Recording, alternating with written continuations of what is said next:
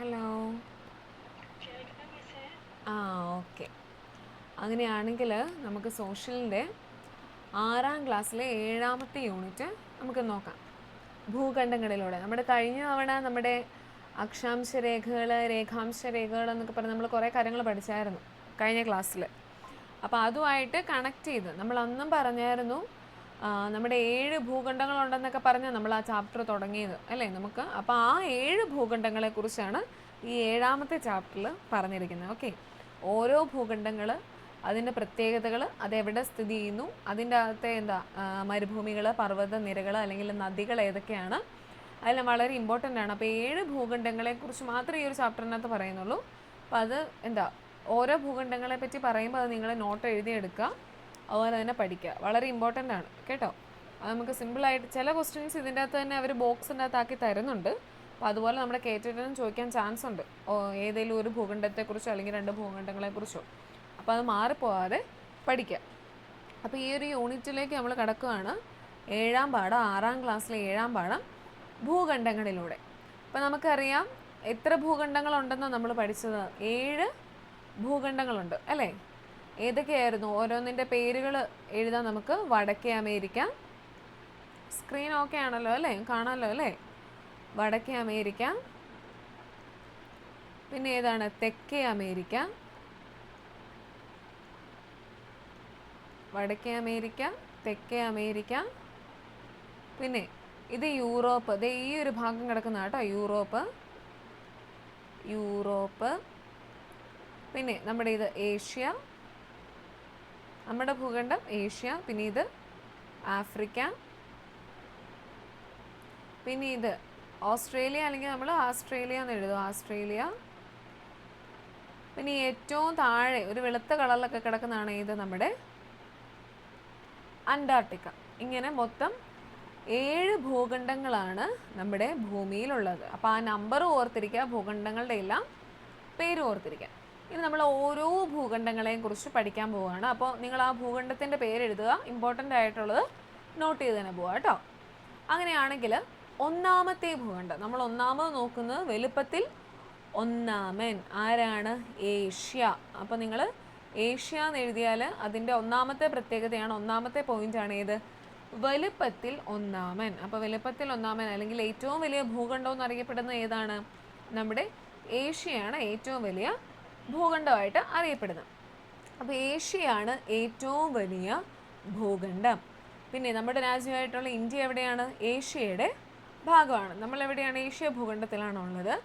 ഭൂമിയുടെ കരഭാഗത്തിൻ്റെ ഏതാണ്ട് 1/3 ഉൾക്കൊള്ളുന്ന ഭൂഖണ്ഡമാണ് ഏഷ്യ.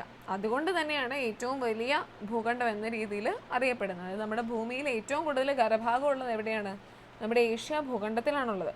അതുകൊണ്ട് തന്നെ വലുപ്പത്തിൽ 1ാം സ്ഥാനം നിലനിൽക്കുന്നതും എവിടെ തന്നെയാണ്? നമ്മുടെ ഏഷ്യ ഭൂഖണ്ഡത്തിലാണ് വലുപ്പത്തിൽ ഒന്നാമൻ എന്നറിയപ്പെടുന്നത്.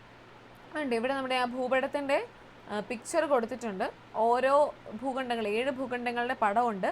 അതുപോലെ തന്നെ ഇവിടെ കുറച്ച് സമുദ്രങ്ങളുടെ പേരുണ്ട് കണ്ടോ. ആർട്ടിക് സമുദ്രം, ഇവിടെ അറ്റ്ലാന്റിക് സമുദ്രം, ഇവിടെ പസഫിക് സമുദ്രം, ദക്ഷിണ സമുദ്രം. നമ്മുടെ ഇന്ത്യയുടെ പേരിലുള്ള, അതായത് ഒരു രാജ്യത്തിൻ്റെ പേരിലുള്ള ഒരേ ഒരു സമുദ്രം ഏതാണ്? നമ്മുടെ ഇന്ത്യൻ സമുദ്രം. ഇന്ത്യൻ സമുദ്രമുണ്ട്, ഇവിടെയുണ്ട് പസഫിക് സമുദ്രം. കാരണം എന്നാ? ഭൂമി ഇങ്ങനെ ഉരുണ്ടിരിക്കുന്നതുകൊണ്ട്. ഇതിപ്പോൾ നമുക്കറിയാം ഭൂപടത്തിൻ്റെ ഷേപ്പ് ആയതുകൊണ്ട് പരന്ന രീതിയിലാണ് വന്നിരിക്കുന്നത്. അപ്പോൾ ഈ പസഫിക് സമുദ്രം തന്നെയാണ് ഇപ്പുറത്തും വന്നിരിക്കുന്നത്. അപ്പോൾ പസഫിക് സമുദ്രം, പിന്നെ ദക്ഷിണ സമുദ്രം. അപ്പം കണ്ടോ, അങ്ങനെ ആ സമുദ്രങ്ങളുണ്ട്. അത് ഓരോന്നിൻ്റെ അതിരുകളായിട്ട് പറയുന്നുണ്ട്. അപ്പോൾ ഇവിടെ നമുക്ക് നോക്കാം. ഏഷ്യയുടെ കിഴക്ക് ഭാഗത്തുള്ളത് എന്നതാണ്? പസഫിക് സമുദ്രമാണ് അല്ലേ. ഏഷ്യയുടെ കിഴക്ക് ഭാഗം നമുക്കറിയാം.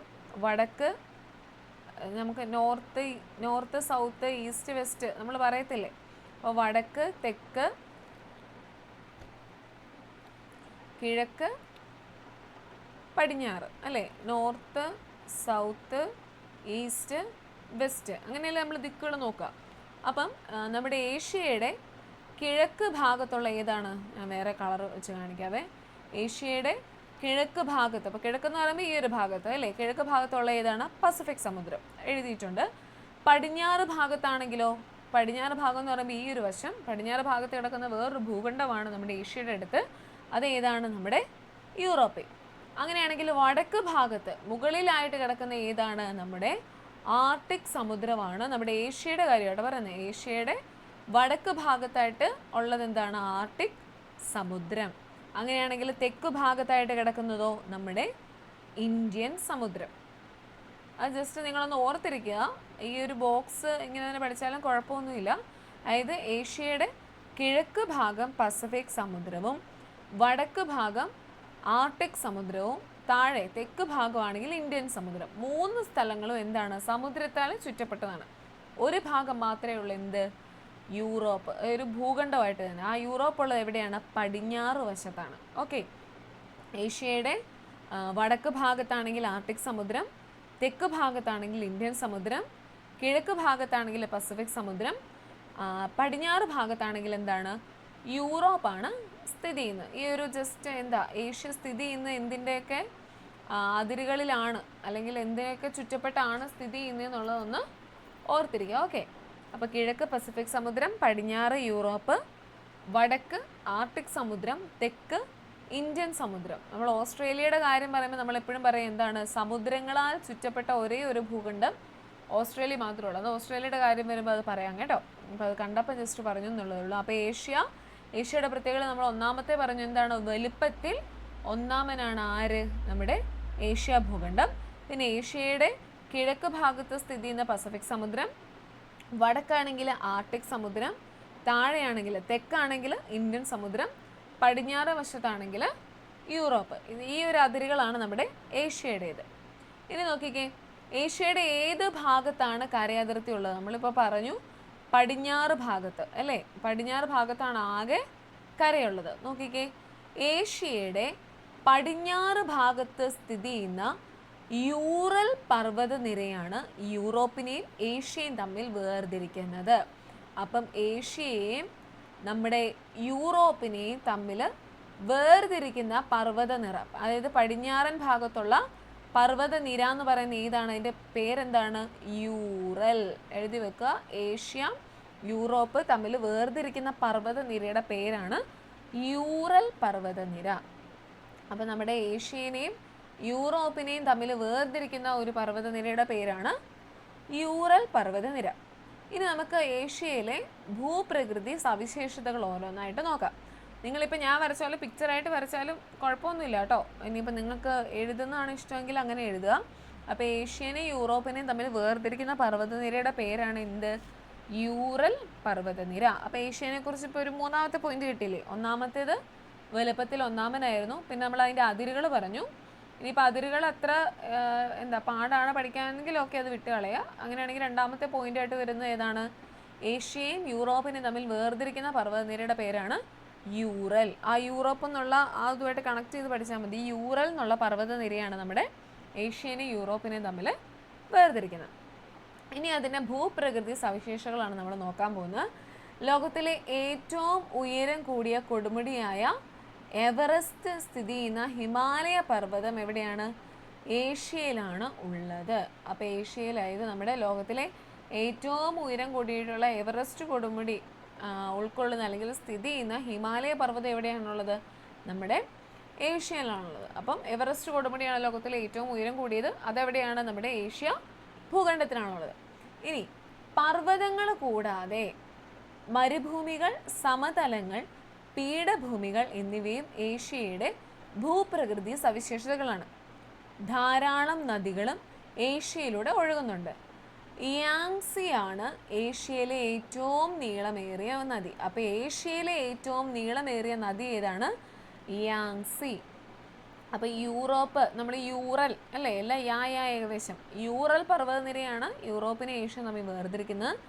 യാങ്സി ആണ് ഏഷ്യയിലെ ഏറ്റവും നീളം കൂടിയ നദി. പിന്നെ എവറസ്റ്റ് കൊടുമുടി എവിടെയാണ്? ഏഷ്യയിലാണ്. അപ്പോൾ ഇത്രയും പോയിന്റുകളാണ് പ്രധാനമായിട്ട് ഇപ്പം നമ്മൾ പഠിച്ചത് വെച്ച്. വലുപ്പത്തിൽ ഒന്നാമനാണ്. പിന്നെ യൂറൽ പർവ്വതനിരയാണ് ഏഷ്യനെയും യൂറോപ്പിനെയും തമ്മിൽ വേർതിരിക്കുന്നത്. പിന്നെ എവറസ്റ്റ് കൊടുമുടി നമ്മുടെ ഏഷ്യയിലുണ്ട്. അതുപോലെ തന്നെ യാങ്സി ആണ് എന്ത്? ഏഷ്യയിലെ ഏറ്റവും നീളമേറിയ നദി എന്ന് പറയുന്നത് യാങ്സിയാണ് ഏഷ്യയിലെ ഏറ്റവും നീളമേറിയ നദി എന്ന് പറയുന്നത്. ഇനി നോക്കിക്കേ, മരുഭൂമികൾ. വളരെ കുറച്ച് മാത്രം മഴ ലഭിക്കുന്ന വരണ്ട വിശാലമായ ഭൂപ്രദേശങ്ങളാണ് എന്ത്? മരുഭൂമികൾ എന്ന് പറയുന്നത്. ഇവയിൽ അത്യുഷ്ണം അനുഭവപ്പെടുന്ന ഉഷ്ണ മരുഭൂമികളെന്നും അതിശൈത്യം അനുഭവപ്പെടുന്നവ ശീത മരുഭൂമികളെന്നും അറിയപ്പെടുന്നു. അല്ലേ, നല്ല ചൂടാണെങ്കിൽ അത് പറയുന്നതാണ് എന്ത്, ഉഷ്ണ മരുഭൂമി. അത്യാവശ്യം നല്ല തണുപ്പുള്ളതാണെങ്കിൽ എന്ത് പറയും, ശീത മരുഭൂമി എന്ന് പറയും. അപ്പോൾ മരുഭൂമികൾ എന്ന് പറഞ്ഞാൽ നമുക്കറിയാം വളരെ കുറച്ചേ മഴ കിട്ടാറുള്ളൂ, ഒരുമാതിരി വരണ്ട പ്രദേശങ്ങളാണ്. പച്ചപ്പൊക്കെ വളരെ എന്ന് പറഞ്ഞാൽ വളരെ കുറവുള്ള സ്ഥലങ്ങളാണ് മരുഭൂമി. അതിൽ ഉഷ്ണ മരുഭൂമിയുണ്ട്, ശീത മരുഭൂമിയുണ്ടെന്ന് ഓർത്തിരിക്കുക. ഇനി സമതലങ്ങൾ, നമുക്കറിയാം ഏകദേശം സമതലങ്ങൾ എന്ന് പറയുമ്പോൾ ഏകദേശം നിരപ്പായിട്ടുള്ള ആ ഒരു ഭൂപ്രദേശങ്ങളാണ്. അതിൽ കൂടുതലും പുല്ലുകൾ, നല്ല പച്ചപ്പുകളൊക്കെ ആയിരിക്കും. ഏറെക്കുറെ നിരപ്പായ വിശാല ഭൂപ്രദേശങ്ങളാണ് സമതലങ്ങൾ. നദികൾ വഹിച്ചുകൊണ്ട് വരുന്ന എക്കൽ നിക്ഷേപിക്കപ്പെട്ട് രൂപപ്പെടുന്നവയാണ് എക്കൽ സമതലങ്ങൾ. എക്കൽ മണ്ണ് എന്താ, നദികൾ ഇങ്ങനെ ഒഴുകി ഒഴുകി വന്ന് എക്കൽ മണ്ണുകൾ രൂപപ്പെട്ട് ഉണ്ടാകുന്നതാണ് എന്ത്, സമതലങ്ങൾ എന്ന് പറയുന്നത്. ഇവ പൊതുവെ ഫലഭൂയിഷ്ടങ്ങളാണ്. സമതലങ്ങളിലാണ് നമ്മൾ കൂടുതലും കൃഷികളും കാര്യങ്ങളൊക്കെ ചെയ്യുന്നത്. ആ മണ്ണ് ഫലഭൂഷ്ടിയുള്ള മണ്ണായിരിക്കും. അതുപോലെ തന്നെ അവിടെ നല്ല ഫലഭൂഷ്ടിയുള്ളതാണ് ഈ സമതലങ്ങൾ എന്ന് പറയുന്നത്. ഇനി അടുത്തത് നോക്കിയാൽ പീഠഭൂമികൾ. ചുറ്റുമുള്ള പ്രദേശങ്ങളിൽ നിന്ന് ഉയർന്നതും താരതമ്യേന നിരപ്പായ ഉപരിതലത്തോടു കൂടിയതുമായ വിസ്തൃത ഭൂപ്രദേശങ്ങളാണ് എന്ത്, പീഠഭൂമികൾ എന്ന് പറയുന്നത്. ഇതുകൊണ്ടോ ഇങ്ങനെ ഉയർന്നിരിക്കുവാണോ എന്ന് ചോദിച്ചാൽ ഉയർന്നാണ് ഇരിക്കുന്നത്, താഴ്ന്നാണോ ഇരിക്കുന്നത് ചോദിച്ചാൽ താഴ്ന്നാണ് ഇരിക്കുന്നത്. ആ ഒരു രീതിയിലാണ് എന്ത്, നമ്മുടെ പീഠഭൂമികൾ ഇരിക്കുന്നത്. അപ്പം നമ്മുടെ ഏഷ്യയിലെ ഭൂപ്രകൃതി സവിശേഷതകളിൽ പെടുന്നതാണ് എന്ത്, മരുഭൂമികളുണ്ട്, സമതലങ്ങളുണ്ട്, അതുപോലെ തന്നെ ധാരാളം പീഠഭൂമികളും ഉണ്ട്. അപ്പോൾ ആ ഒരു ഭൂപ്രകൃതി പറഞ്ഞിരിക്കുന്നതാണ് കേട്ടോ. അങ്ങനെയാണെങ്കിൽ നോക്കിക്കേ, ഇവിടെ കുറച്ച് പടങ്ങൾ തന്നിട്ടുണ്ട്. അതിനെല്ലാം ഭൂപ്രകൃതി ഏതാണെന്നാണ് ചോദിച്ചിരിക്കുന്നത്. ഇനി ഹിമാലയത്തിൻ്റെയാണ് നമുക്കറിയാം, തണുപ്പാണ് കൂടുതലും. അപ്പോൾ എന്ത് തന്നെയായിരിക്കും വരിക, ശീത മരുഭൂമിയായിരിക്കും വരിക. മഞ്ചൂരിയൻ, നമുക്ക് ഈ പടം കാണുമ്പോൾ തന്നെ അറിയാം എന്താണത്, സമതലങ്ങൾ എന്ന പ്രത്യേകതയിലകത്ത് വരുന്നതാണ്. ധാറാണെങ്കിൽ നമുക്കറിയാം എന്താണത്, മരുഭൂമിയാണ്. പിന്നെ ലഡാക്ക് ശീത മരുഭൂമി. യാങ്സി നമ്മൾ പറഞ്ഞു ഏറ്റവും നീളമേറിയ നദിയാണ്, അത് താഴ്വര എന്ന വിഭാഗത്തിലാണ്, ആ ഒരു ഭൂപ്രകൃതി വിഭാഗത്തിലാണ് അത് വരുന്നത്. ഡെക്കാൻ ആണെങ്കിൽ പീഠഭൂമി. ഇതെല്ലാം നമ്മുടെ എവിടെയുള്ളതാണ്, നമ്മുടെ ഏഷ്യ ഭൂഖണ്ഡത്തിൽ പെടുന്നതാണ്. ജസ്റ്റ് നിങ്ങൾ ആ ടെക്സ്റ്റ് വായിക്കുമ്പോൾ ഈ പിക്ചർ ഒന്ന് നോക്കിയാൽ മതി കേട്ടോ, അതൊക്കെ ഏതൊരു ഭൂപ്രകൃതി സവിശേഷതകളിൽ പെടും എന്നുള്ള ജസ്റ്റ് നോക്കിയാൽ മതി. അല്ലാതെ ഇത് എഴുതി വെച്ച് കാണാൻ പഠിക്കണമെന്ന് ഞാൻ പറയത്തില്ല. ഓക്കെ, ആ ഭൂപ്രകൃതി സവിശേഷതകളിൽ ഏതിൻ്റെ അകത്ത് പെടും എന്നുള്ളത് ജസ്റ്റ് ഒന്ന് മനസ്സിലാക്കിയിരിക്കുക. തണുപ്പാണോ അല്ലെങ്കിൽ സമതലത്തിലാണോ. ഈ ധാറ് എന്നെ സഹാറ നമുക്ക് വരുന്നുള്ളൂ, ആഫ്രിക്കൻ്റെ അകത്താണ് വരുന്നത്. ധാര സഹാറയൊക്കെ എന്താണ്, മരുഭൂമിയാണ്. ഡെക്കാനൊക്കെ ആണെങ്കിൽ പീഠഭൂമിയാണ്. അത് നമ്മൾ ഓൾറെഡി നമുക്കറിയാവുന്ന പേരുകളൊക്കെ അതൊക്കെ. ബാക്കി ഈ ലഡാക്ക്, ഹിമാലയം, മഞ്ചൂരിയൻ, യാങ്സി അതൊക്കെ ജസ്റ്റ് ഒന്ന് വായിച്ച് മനസ്സിലാക്കിയിരിക്കുക ആ ഏത് ഭൂപ്രകൃതി വിഭാഗത്തിലാണ് ഉൾപ്പെടുന്നതെന്നുള്ളത്. ഓക്കെ, ഇനിയാണ് നമ്മുടെ കാലാവസ്ഥ. ഭൂപ്രകൃതി പോലെ തന്നെ വൈവിധ്യമാർന്നതാണ് ഏഷ്യയിലെ കാലാവസ്ഥയും. ഏഷ്യയുടെ വടക്ക് ഭാഗം ധ്രുവപ്രദേശത്തോട് ചേർന്ന് കിടക്കുന്നതിനാൽ അവിടെ തണുപ്പ് കൂടുതൽ അനുഭവപ്പെടുന്നു. സമുദ്ര സാമീപ്യമുള്ളതിനാൽ കിഴക്ക് ഭാഗത്ത് മിതമായ ചൂടും തണുപ്പുമാണുള്ളത്. അല്ലേ, നമ്മൾ പറഞ്ഞായിരുന്നു വടക്ക് ഭാഗത്ത് ആർട്ടിക് സമുദ്രമുണ്ട്, പിന്നെ എന്താ കിഴക്ക് ഭാഗത്ത് പസഫിക് സമുദ്രമുണ്ട്, താഴെയാണെങ്കിൽ ഇന്ത്യൻ സമുദ്രമുണ്ട്. ഇവിടെ മാത്രമേ എന്തുള്ളൂ, ഭൂഖണ്ഡമുള്ളൂ. അങ്ങനെയല്ലേ നമ്മുടെ ഏഷ്യ ഇരിക്കുന്നത്. അപ്പം കിഴക്ക് ഭാഗത്ത് മിതമായ ചൂടും തണുപ്പാണുള്ളത്. ഭൂമധ്യരേഖാ പ്രദേശമായതിനാൽ തെക്കു ഭാഗത്ത് ചൂടും ഈർപ്പവും കനത്ത മഴയുമുള്ള കാലാവസ്ഥയാണ്. മരുപ്രദേശമായ പടിഞ്ഞാറ് ഭാഗത്ത് പൊതുവെ ചൂട് കൂടുതലാണ്. അപ്പം നമ്മുടെ ഏഷ്യയിൽ എന്നാ തണുപ്പുമുണ്ട് ചൂടുമുണ്ട്, എല്ലാം കൂടെ മിക്സഡ് ആയിട്ടുള്ള ഒരു കാലാവസ്ഥയാണ് നമ്മുടെ ഏഷ്യയിലുള്ളത്. അപ്പോൾ വടക്ക് ഭാഗത്താണെങ്കിൽ അവിടെ കൂടുതൽ തണുപ്പായിരിക്കും, കിഴക്ക് ഭാഗത്താണെങ്കിൽ ചൂടും തണുപ്പും കൂടെ മാറി മാറി ഉള്ള ആ ഒരു കാലാവസ്ഥയാണ്. പിന്നെ തെക്ക് ഭാഗത്താണെങ്കിൽ കനത്ത മഴയായിരിക്കും. ഏകദേശം നമ്മുടെ ആ ഒരു പ്രദേശം തെക്ക് ഭാഗം എന്ന് വരുന്നത് നമ്മുടെ ഇന്ത്യൻ സമുദ്രമൊക്കെ ആയിട്ട് ബന്ധപ്പെട്ട് നമ്മുടെ എന്താ ഇന്ത്യ അല്ലെങ്കിൽ കേരളം ആ ഒരു ഇതാണ് തെക്ക് ഭാഗത്ത് വരുന്നത്. അപ്പം അവിടെ എന്താ ചൂടും ഈർപ്പവും കനത്ത മഴയൊക്കെയുള്ള കാലാവസ്ഥയാണ്. പിന്നെ പടിഞ്ഞാറാണെങ്കിലോ അവിടെ മരുപ്രദേശമാണ്. നമ്മൾ പറഞ്ഞു യൂറോപ്പ്, ആ പർവ്വത നിരകളാണ് കൂടുതലും ആ ഒരു ഭാഗത്ത്. അവിടെ പൊതുവെ ചൂടായിരിക്കും. അങ്ങനെ ചൂടും തണുപ്പും മഴയും എല്ലാം കൂടെ ആയിട്ടുള്ള മിശ്രിതമായിട്ടുള്ള ഒരു കാലാവസ്ഥയാണ് എവിടെയുള്ളത്, നമ്മുടെ ഏഷ്യയിലുള്ളത്. അവിടെ നോക്കി ഏഷ്യ കണ്ടോ, സൈബീരിയ എന്ന് പറയുമ്പോൾ ഈ ഒരു മുകൾ ഭാഗത്ത് വരുന്നത്, നമ്മുടെ വടക്ക് ഭാഗത്ത് വരുന്നതാണ്. അവിടെ എന്താ അതിശൈത്യം അനുഭവപ്പെടുന്ന പ്രദേശമാണ് ഏത്, സൈബീരിയ. അപ്പോൾ സൈബീരിയ എവിടെയുള്ളതാണ്, നമ്മുടെ ഏഷ്യൻ ഭൂഖണ്ഡത്തിലുള്ളതാണ്. അപ്പോൾ സൈബീരിയയിൽ എന്ത് അതിശൈത്യം അനുഭവപ്പെടുന്ന പ്രദേശമാണ് സൈബീരിയ. ഇനി അറേബ്യൻ മരുഭൂമിയാണെങ്കിലോ അവിടെ എന്താണ് അത്യുഷ്ണം അനുഭവപ്പെടുന്ന പ്രദേശം. നമുക്കറിയാം ഏഷ്യയുടെ പടിഞ്ഞാറ് ഭാഗത്താണ് മരുഭൂമികൾ അല്ലെങ്കിൽ പർവ്വത നിരകളൊക്കെ ഉള്ളത്. അതിൽ അറേബ്യൻ മരുഭൂമി അത്യുഷ്ണം അനുഭവപ്പെടുന്ന പ്രദേശം. ഇനി മൗസ് സിൻഡ്രോം, ലോകത്തിൽ ഏറ്റവും കൂടുതൽ മഴ ലഭിക്കുന്ന പ്രദേശമാണ് ഏത്?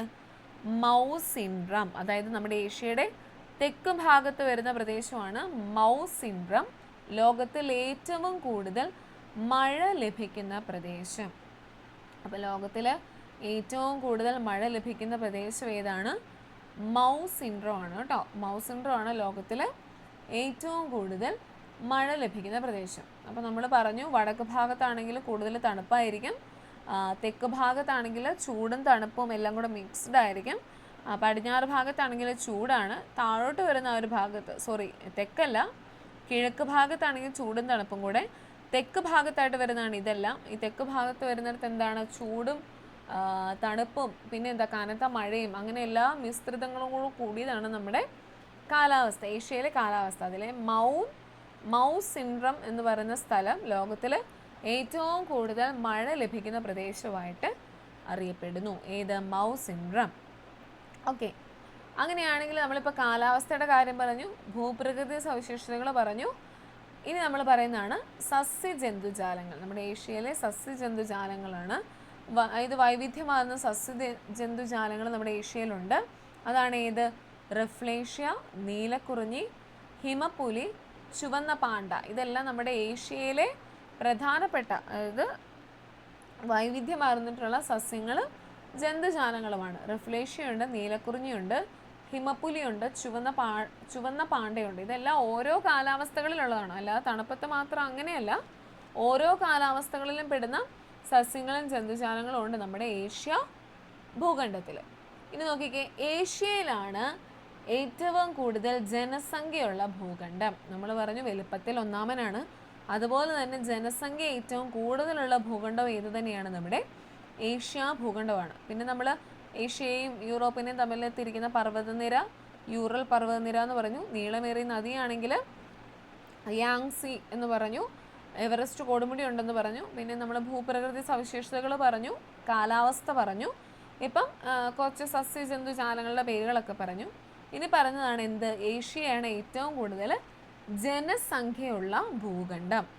ലോക ജനസംഖ്യയുടെ 60% എവിടെയാണുള്ളത്?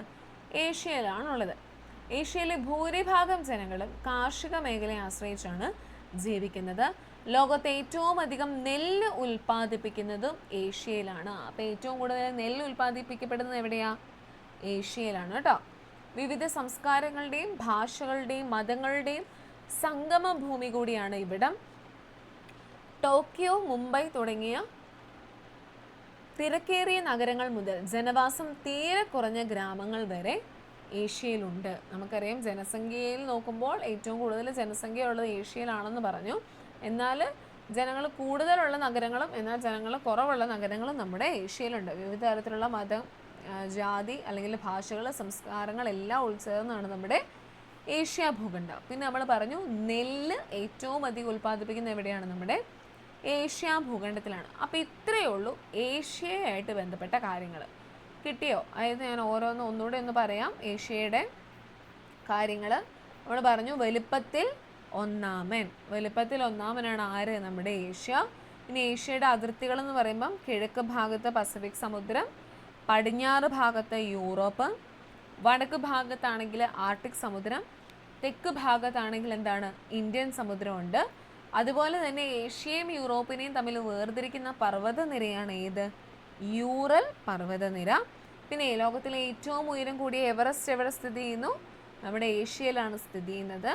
അതുപോലെ തന്നെ യാങ്സിയാണ് ഏഷ്യയിലെ ഏറ്റവും നീളമേറിയ നദി. യാങ്സിയാണ് ഏഷ്യയിലെ ഏറ്റവും നീളമേറിയ നദി. പിന്നെ നമ്മൾ ഭൂസവിശേഷതകൾ പറഞ്ഞു. മരുഭൂമികളുണ്ട്, സമതലങ്ങളുണ്ട്, പീഠഭൂമികളുണ്ട്. അതിൽ കുറച്ച് പീഠഭൂമികളുടെ സമതലങ്ങളുടെയൊക്കെ നമ്മൾ പേരുകളൊക്കെ നോക്കി. പിന്നെ കാലാവസ്ഥയാണെങ്കിൽ നമുക്കറിയാം തണുപ്പും ചൂടും ഈർപ്പവും അതുപോലെ തന്നെ കനത്ത മഴയും ഒക്കെ നിറഞ്ഞ മിശ്രിതങ്ങളായ കാലാവസ്ഥകളാണ് നമ്മുടെ ഏഷ്യൻ ഭൂഖണ്ഡത്തിൽ നിലനിൽക്കുന്നത്. അതിൽ മൗസിൻഡ്രം എന്ന് പറയുന്ന പ്രദേശമാണ് എന്ത് ലോകത്തിൽ ഏറ്റവും കൂടുതൽ മഴ ലഭിക്കുന്ന പ്രദേശമാണ് മൗസിൻഡ്രം. പിന്നെ നമ്മൾ കുറച്ച് സസ്യജന്തുജാലങ്ങൾ കണ്ടു. റെഫ്ലേഷ്യ, നീലക്കുറിഞ്ഞി, പിന്നെ ചുവന്ന പാണ്ട, ഹിമപ്പുലി, ഇതെല്ലാം എവിടെയുണ്ട്? നമ്മുടെ ഏഷ്യ ഭൂഖണ്ഡത്തിലുണ്ട്. പിന്നെ ജനസംഖ്യ ഏറ്റവും കൂടുതലുള്ളത് എവിടെയാണ്? ഏഷ്യ ഭൂഖണ്ഡത്തിലാണ്. അതുപോലെ തന്നെ ഏറ്റവും അധികം നെല്ല് ഉൽപ്പാദിപ്പിക്കുന്ന ഭൂഖണ്ഡവും ഏത് തന്നെയാണ്? നമ്മുടെ ഏഷ്യ ഭൂഖണ്ഡമാണ്. അപ്പോൾ ഇത്രയാണ് നമ്മുടെ ഇന്ത്യൻ, അതായത് നമ്മൾ താമസിക്കുന്ന എവിടെയാണ്? ഏഷ്യ ഭൂഖണ്ഡത്തിലാണ്. അപ്പോൾ ഇന്ത്യ, നമ്മുടെ രാജ്യം ഇരിക്കുന്നത് ഏഷ്യ ഭൂഖണ്ഡത്തിലാണ്. അപ്പോൾ അതും ഓർത്തിരിക്കുക. അപ്പോൾ ഇത്രയും കാര്യങ്ങളാണ് ഏഷ്യയായിട്ട് ബന്ധപ്പെട്ട കാര്യങ്ങൾ. ഈ ഏഷ്യയുടെ കാര്യങ്ങൾ എന്തെങ്കിലും കിട്ടാതെ ഉണ്ടോ? ഓക്കെ ആണോ ഏഷ്യയുടെ കാര്യങ്ങൾ? അതിൻ്റെ നോട്ടെല്ലാം കിട്ടിയോ? ഓക്കെ. അങ്ങനെയാണെങ്കിൽ അടുത്ത ആളെ നമ്മൾ നോക്കാൻ പോവാണ്. ഇവിടെ നോക്കിക്കേ, അടുത്ത രണ്ടാമത്തെ ആളാണ്. ഞാൻ പേര് ഇപ്പോഴേ പറഞ്ഞേക്കാം, ആഫ്രിക്ക. നമ്മൾ രണ്ടാമത്തെ ആളെ കുറിച്ച് പഠിക്കാൻ പോവാണ്. ഹെഡിങ് എഴുതുക. രണ്ടാമത്തെ ആളാണ് നമ്മുടെ ആഫ്രിക്ക. ഇവിടെ പറഞ്ഞിട്ടുണ്ട് സാവന്നയും സഹാറയും കോങ്കോ തടവും കടന്ന്. കോങ്കോ നദീതടമാണ് കേട്ടോ, അതാണ് ആ തടവെന്ന് എഴുതിയിരിക്കുന്നത്. അപ്പം സാവന്നയുണ്ട്, സഹാറയുണ്ട്, കോങ്കോ നദീതടമുണ്ട്. ഇതെല്ലാം ഉള്ള ഒരു ഭൂഖണ്ഡമാണ് ആഫ്രിക്ക. ഭൂമധ്യരേഖ, ഉത്തരായന രേഖ, ദക്ഷിണായന രേഖ എന്നിവയെക്കുറിച്ചൊക്കെ നിങ്ങൾ കേട്ടിട്ടില്ലേ? ഓർക്കുന്നുണ്ടോ? നമ്മൾ കഴിഞ്ഞ ക്ലാസ്സിൽ അക്ഷാംശരേഖ, രേഖാംശരേഖയൊക്കെ പറഞ്ഞപ്പോൾ നമ്മൾ പറഞ്ഞായിരുന്നു, നമ്മുടെ അക്ഷാംശരേഖകൾ ഇങ്ങനെ പോകും. അതിലെ ഭൂമധ്യരേഖ ഏറ്റവും വലിയ അക്ഷാംശരേഖയാണ് ഭൂമധ്യരേഖ. നടുക്കൂടെ പോകുന്നത് 0 ഡിഗ്രി ഇക്വേറ്റർ എന്നൊക്കെ പഠിച്ചായിരുന്നു. അതിൻ്റെ മുകളിലേക്കുള്ളതാണ് ഏത്? 23.5 ഡിഗ്രി എന്നൊക്കെ പറഞ്ഞ് നമ്മൾ പഠിച്ചായിരുന്നു. എന്താ? ഉത്തരായന രേഖ. താഴെയുള്ളതാണെങ്കിൽ ഏതായിരുന്നു? ദക്ഷിണായന രേഖ അല്ലേ? ഇതെല്ലാം പഠിച്ചായിരുന്നു. പിന്നെ ആർട്ടിക് വൃത്തം, പിന്നെ അന്റാർട്ടിക് വൃത്തം എന്നൊക്കെ പറഞ്ഞു. ട്രോപ്പിക് ഓഫ് ക്യാൻസറും ട്രോപ്പിക് ഓഫ് കാപ്രിക്കോണും എന്നൊക്കെ പറഞ്ഞ് നമ്മൾ പഠിച്ചായിരുന്നു. അക്ഷാംശരേഖയുടെ ഒക്കെ ആ ഫോട്ടോസൊക്കെ കണ്ട്. അപ്പോൾ അതാണ് നിങ്ങൾ കേട്ടിട്ടില്ലേന്ന് ചോദിച്ചിട്ടുണ്ട് അല്ലേ? നമ്മൾ കേട്ടിട്ടുള്ളതാണ്, നമ്മൾ പഠിച്ചിട്ടുള്ളതാണ്. ഇവ മൂന്നും കടന്നു പോകുന്ന ഭൂഖണ്ഡം, അതായത് ഭൂമധ്യരേഖ, ഉത്തരായന രേഖ, ദക്ഷിണായന രേഖ, ഈ 3 രേഖകളും കടന്നു പോകുന്ന ഒരേ ഒരു, അതായത് 3 രേഖകൾ ഒരുപോലെ കടന്നു പോകുന്ന ഒരേ ഒരു ഭൂഖണ്ഡമാണ് ഏത്? ആഫ്രിക്ക. അത് എഴുതി വെക്കണം കേട്ടോ. അതായത് ഭൂമധ്യരേഖ, ഉത്തരായന രേഖ, ദക്ഷിണായന രേഖ, ഇവ മൂന്നും കടന്നു പോകുന്ന ഭൂഖണ്ഡം ഏതാണ്? ആഫ്രിക്ക. ഞാൻ ആ പിക്ചർ നിങ്ങളെ എടുത്ത് കാണിക്കാം. നമ്മുടെ ആ ഫസ്റ്റ് ഇതിനകത്ത് അത് കാണുന്നുണ്ട്, കറക്റ്റായിട്ട് അത് കാണുമ്പോൾ അറിയാം. ഇത് കണ്ടോ? ഈ ഒരു പിക്ചറിൻ്റെ അകത്ത് ഞാൻ കളർ മാറ്റി നോക്കട്ടെ. ഓക്കെ, ഈ ഒരു പിക്ചറിൻ്റെ അകത്ത് നിങ്ങൾക്ക് കാണാവോ എന്നറിയില്ല. ഇതിലേക്കൂടി ഒരു സാധനം പോകുന്നുണ്ട്. ഇതാണ് നമ്മുടെ ഇക്വേറ്റർ ആയിട്ട് പോകുന്നത്. ഭൂമധ്യരേഖ നമ്മൾ പറയുന്നത് നമ്മുടെ 0 ഡിഗ്രി ഇക്വേറ്റർ ആയിട്ട് പോകുന്നതാണ്. ഇതാട്ടോ നമ്മുടെ ആഫ്രിക്ക. ഈ സാധനമാണ് ഈ ടിക്കറ്റിരിക്കുന്നതാണ് ആഫ്രിക്ക എന്ന് പറയുന്നത്. അപ്പോൾ ആഫ്രിക്കയ്ക്കകത്തൂടെ എന്ത് പോകുന്നുണ്ട്? ഭൂമധ്യരേഖ പോകുന്നുണ്ട്. ഇനിയുള്ളതാണ് നമ്മൾ പറഞ്ഞ് ഉത്തരായന രേഖയും പോകുന്നുണ്ട്. അതുപോലെ തന്നെ നമ്മുടെ ദക്ഷിണായന രേഖയും. ഉത്തരായന രേഖ നമുക്കറിയാം, ഇതിൻ്റെ തൊട്ട് മേളിൽ കിടക്കുന്ന ഇത് കണ്ടോ? ഇത് ഇതിലേക്കൂടെ പോകുന്നുണ്ട്, നമ്മുടെ ആഫ്രിക്കയ്ക്കകത്തൂടെ പോകുന്നുണ്ട് ഉത്തരായന രേഖ. അതുപോലെ തന്നെ നമ്മുടെ ദക്ഷിണായന രേഖയും ഇതിലേക്കൂടെ പോകുന്നുണ്ട്, നമ്മുടെ ഈ ആഫ്രിക്കയ്ക്കകത്തൂടെ പോകുന്നുണ്ട്. അതുകൊണ്ടാണ് പറഞ്ഞത് ഈ മൂന്നും, അതായത് നമ്മുടെ ഉത്തരായന രേഖ, അതുപോലെ തന്നെ ദക്ഷിണായന രേഖ, പിന്നെ നമ്മുടെ ഇക്വേറ്റർ കണ്ടോ? ഇതാണ് നമ്മുടെ ആഫ്രിക്ക. ഇവ മൂന്നും കടന്നു പോകുന്ന ഒരേ ഒരു ഭൂഖണ്ഡമാണ് ഏത്? നമ്മുടെ ആഫ്രിക്ക എന്ന് പറയുന്നത് കേട്ടോ. ബാക്കിയുള്ളതിൻ്റെ എല്ലാം അങ്ങനെയില്ല. ഓസ്ട്രേലിയയുടെയൊക്കെ താഴെയാണ്, പിന്നെ ആർട്ടിക് വൃത്തമൊക്കെ വന്നിട്ടുള്ളൂ. ബാക്കി എന്താ, നമ്മുടെ ഈ തെക്കേ അമേരിക്ക എടുത്താൽ അതിൻ്റെ അകത്ത് ഇക്വേറ്ററും ഉണ്ട്, ദക്ഷിണായന രേഖയുണ്ട്, പക്ഷേ ഉത്തരായന രേഖ കടന്നു പോകുന്നില്ല. അപ്പോൾ ഈ മൂന്നും, അതായത് ഭൂമധ്യരേഖയും ഉത്തരായന രേഖയും ദക്ഷിണായന രേഖയും, ഇവ മൂന്നും കടന്നു പോകുന്ന ഭൂഖണ്ഡമാണ് ഏത്? നമ്മുടെ ആഫ്രിക്കൻ ഭൂഖണ്ഡം. നിങ്ങൾ ആ പിക്ചർ കണ്ടല്ലോ അല്ലേ? നോക്കിക്കേ, അടുക്കൂടെ പോകുന്ന ഈ വയലറ്റ് കളറിലുള്ളതാണ് നമ്മുടെ ഇക്വേറ്റർ. ഈ 2 മഞ്ഞയാണ് ഉത്തരായന രേഖയും ദക്ഷിണായന രേഖയും. അവ ഒരുപോലെ കടന്നു പോകുന്ന ഇതിലെ കൂടെയാണ് ഒരേ ഒരു ഭൂഖണ്ഡം ഉള്ളത്, നമ്മുടെ ആഫ്രിക്കയാണ്. ഓക്കെ, നമുക്കപ്പോൾ നമ്മുടെ ആഫ്രിക്കയിലോട്ട് തന്നെ പോവാം. അപ്പം ഓക്കെ, രണ്ടാമത്തേത് ഭൂമധ്യരേഖയും ഉത്തരായന രേഖയും ദക്ഷിണായന രേഖയും ഒരുപോലെ കടന്നു പോകുന്ന, ഇവ മൂന്നും കടന്നു പോകുന്ന ഭൂഖണ്ഡം ഏതാണ്? നമ്മുടെ ആഫ്രിക്ക. വിശാലമായ സാവന്ന പുൽമേടുകൾ മുതൽ ഇടതൂർന്ന മഴക്കാടുകൾ വരെ ഉൾക്കൊള്ളുന്ന വൈവിധ്യമാർന്ന ഭൂപ്രകൃതിയാണ് നമ്മുടെ ആഫ്രിക്കയ്ക്കുള്ളത്. അപ്പോൾ വിശാലമായ പുൽമേടുകൾ, അതിൻ്റെ ആ ഒരു പ്രദേശത്തിന് പറയുന്ന പേരാണ് സാവന്ന എന്ന് പറയുന്നത്. അതാണ് നമ്മുടെ ഇതുണ്ട്, സാവന്നയും. സഹാറയാണെങ്കിൽ നമുക്കറിയാം മരുഭൂമിയാണ്, കോങ്കോ ആണെങ്കിൽ നദീതടമാണ്. അപ്പോൾ സാവന്ന എന്ന് പറയുന്നത് എന്താണ്? വിശാലമായിട്ടുള്ള പുൽമേടുകൾക്ക് പറയുന്ന പേരാണ്. അത് ആ ക്വസ്റ്റ്യൻ ആയിട്ട് വരുമ്പോൾ പറയാം കേട്ടോ. അപ്പോൾ നിങ്ങൾ ആഫ്രിക്ക എന്ന് എഴുതിയിട്ട് ആദ്യം എഴുതേണ്ട പോയിന്റ് എന്താണ്? ഭൂമധ്യരേഖ, ഉത്തരായന രേഖ, ദക്ഷിണായന രേഖ, ഇവ മൂന്നും കടന്നു പോകുന്ന ഭൂഖണ്ഡം, അതാണ് നമ്മുടെ ആഫ്രിക്ക. ഇനി നമുക്ക് ആഫ്രിക്കയുടെ പ്രത്യേകതകളിലേക്ക് നോക്കാം. വലുപ്പത്തിൽ 2ാം സ്ഥാനം. അപ്പോൾ സെക്കൻഡ് പൊസിഷൻ, ഫസ്റ്റ് പൊസിഷൻ ആർക്കായിരുന്നു? നമ്മുടെ ഏഷ്യക്കായിരുന്നു. അപ്പോൾ വലുപ്പത്തിൽ സെക്കൻഡ് പൊസിഷൻ ആർക്കാണ്? നമ്മുടെ ആഫ്രിക്കയ്ക്കാണ് 2ാം സ്ഥാനം കേട്ടോ. സെക്കൻഡ് പൊസിഷൻ ആർക്കാണ് വലുപ്പത്തിൽ? ആഫ്രിക്കയ്ക്കാണ് 2ാം സ്ഥാനം. ഉത്തരാർദ്ധഗോളത്തിലും ദക്ഷിണാർദ്ധഗോളത്തിലും ഏറെക്കുറെ തുല്യമായി വ്യാപിച്ചു കിടക്കുന്ന ഭൂഖണ്ഡമാണ് ഏത്? നമ്മുടെ ആഫ്രിക്ക. നമ്മളിപ്പോൾ ആ ഗ്ലോബ് നോക്കി നമ്മൾ കണ്ടില്ലായിരുന്നു. ഏറ്റവും വലിയ ഉഷ്ണമരുഭൂമിയായ സഹാറയും. അപ്പോൾ ഏറ്റവും വലിയ ഉഷ്ണമരുഭൂമി, ആ പോയിന്റ് നോക്കുക. ഏറ്റവും വലിയ ഉഷ്ണമരുഭൂമി എവിടെയാണ്? നമ്മുടെ സഹാറ മരുഭൂമിയാണ് ഏറ്റവും വലിയ ഉഷ്ണമരുഭൂമി. അതെവിടെയാണ് സ്ഥിതി ചെയ്യുന്നത്? നമ്മുടെ ആഫ്രിക്കയിൽ. അപ്പോൾ ഏറ്റവും വലിയ ഉഷ്ണമരുഭൂമി സഹാറ. ഇനി ഉഷ്ണമേഖല മഴക്കാടുകൾ നിറഞ്ഞ കോങ്കോ നദീതടം. 2ാമത്തെ പോയിന്റാണ് കോങ്കോ നദീതടം. എവിടെയാണ്? ഉഷ്ണമേഖല മഴക്കാടുകൾ നിറഞ്ഞ നദീതടമാണ് ഏത്? നമ്മുടെ കോങ്കോ നദീതടം. അപ്പോൾ കോങ്കോ നദീതടം എവിടെയാണ്? ആഫ്രിക്കൻ ഭൂഖണ്ഡത്തിലാണ്. അപ്പോൾ സഹാറ മരുഭൂമിയാണ് ഏറ്റവും വലിയ ഉഷ്ണമരുഭൂമി. നമ്മൾ ശീതമരുഭൂമി, ഉഷ്ണമരുഭൂമി മുമ്പ് കണ്ടില്ലായിരുന്നു മരുഭൂമിയുടെ പ്രത്യേകതകൾക്കകത്ത്. അപ്പോൾ ഏറ്റവും വലിയ ഉഷ്ണമരുഭൂമിയാണ് ഏത്? സഹാറ മരുഭൂമി. അതുപോലെ തന്നെ ഉഷ്ണമേഖല മഴക്കാടുകൾ നിറഞ്ഞ കോങ്കോ നദീതടം. ഇവ രണ്ടും എവിടെയാണുള്ളത്? നമ്മുടെ ആഫ്രിക്കൻ ഭൂഖണ്ഡത്തിലാണുള്ളത്. ഓക്കെ, അപ്പോൾ ആഫ്രിക്കയുടെ 4 പോയിന്റുകൾ കിട്ടി. ഭൂമധ്യരേഖ, ഉത്തരായന രേഖ, ദക്ഷിണായന രേഖ, ഇവ മൂന്നും കടന്നു പോകുന്നു. വലുപ്പത്തിൽ സെക്കൻഡ് പൊസിഷൻ അല്ലേ? വലുപ്പത്തിൽ 2ാം സ്ഥാനം നമ്മുടെ ആഫ്രിക്കയ്ക്കാണ്. പിന്നെ ഏറ്റവും വലിയ ഉഷ്ണമരുഭൂമിയായ സഹാറ മരുഭൂമി സ്ഥിതി ചെയ്യുന്നു ഉഷ്ണമേഖല മഴക്കാടുകൾ നിറഞ്ഞ കോങ്കോ നദീതടം. അപ്പോൾ ആ ഒരു പേരും കൂടെ ഓർത്തിരിക്കുക. കോങ്കോ നദീതടം എവിടെയാണുള്ളത്? നമ്മുടെ ആഫ്രിക്കൻ ഭൂഖണ്ഡത്തിനാണുള്ളത്. ഇവ രണ്ടും നമ്മുടെ ഭൂഖണ്ഡത്തിൻ്റെ, ഈ ആഫ്രിക്കൻ ഭൂഖണ്ഡത്തിൻ്റെ സവിശേഷതകളാണ്. നമ്മുടെ സഹാറ മരുഭൂമിയും അതുപോലെ തന്നെ കോങ്കോ നദീതടവും.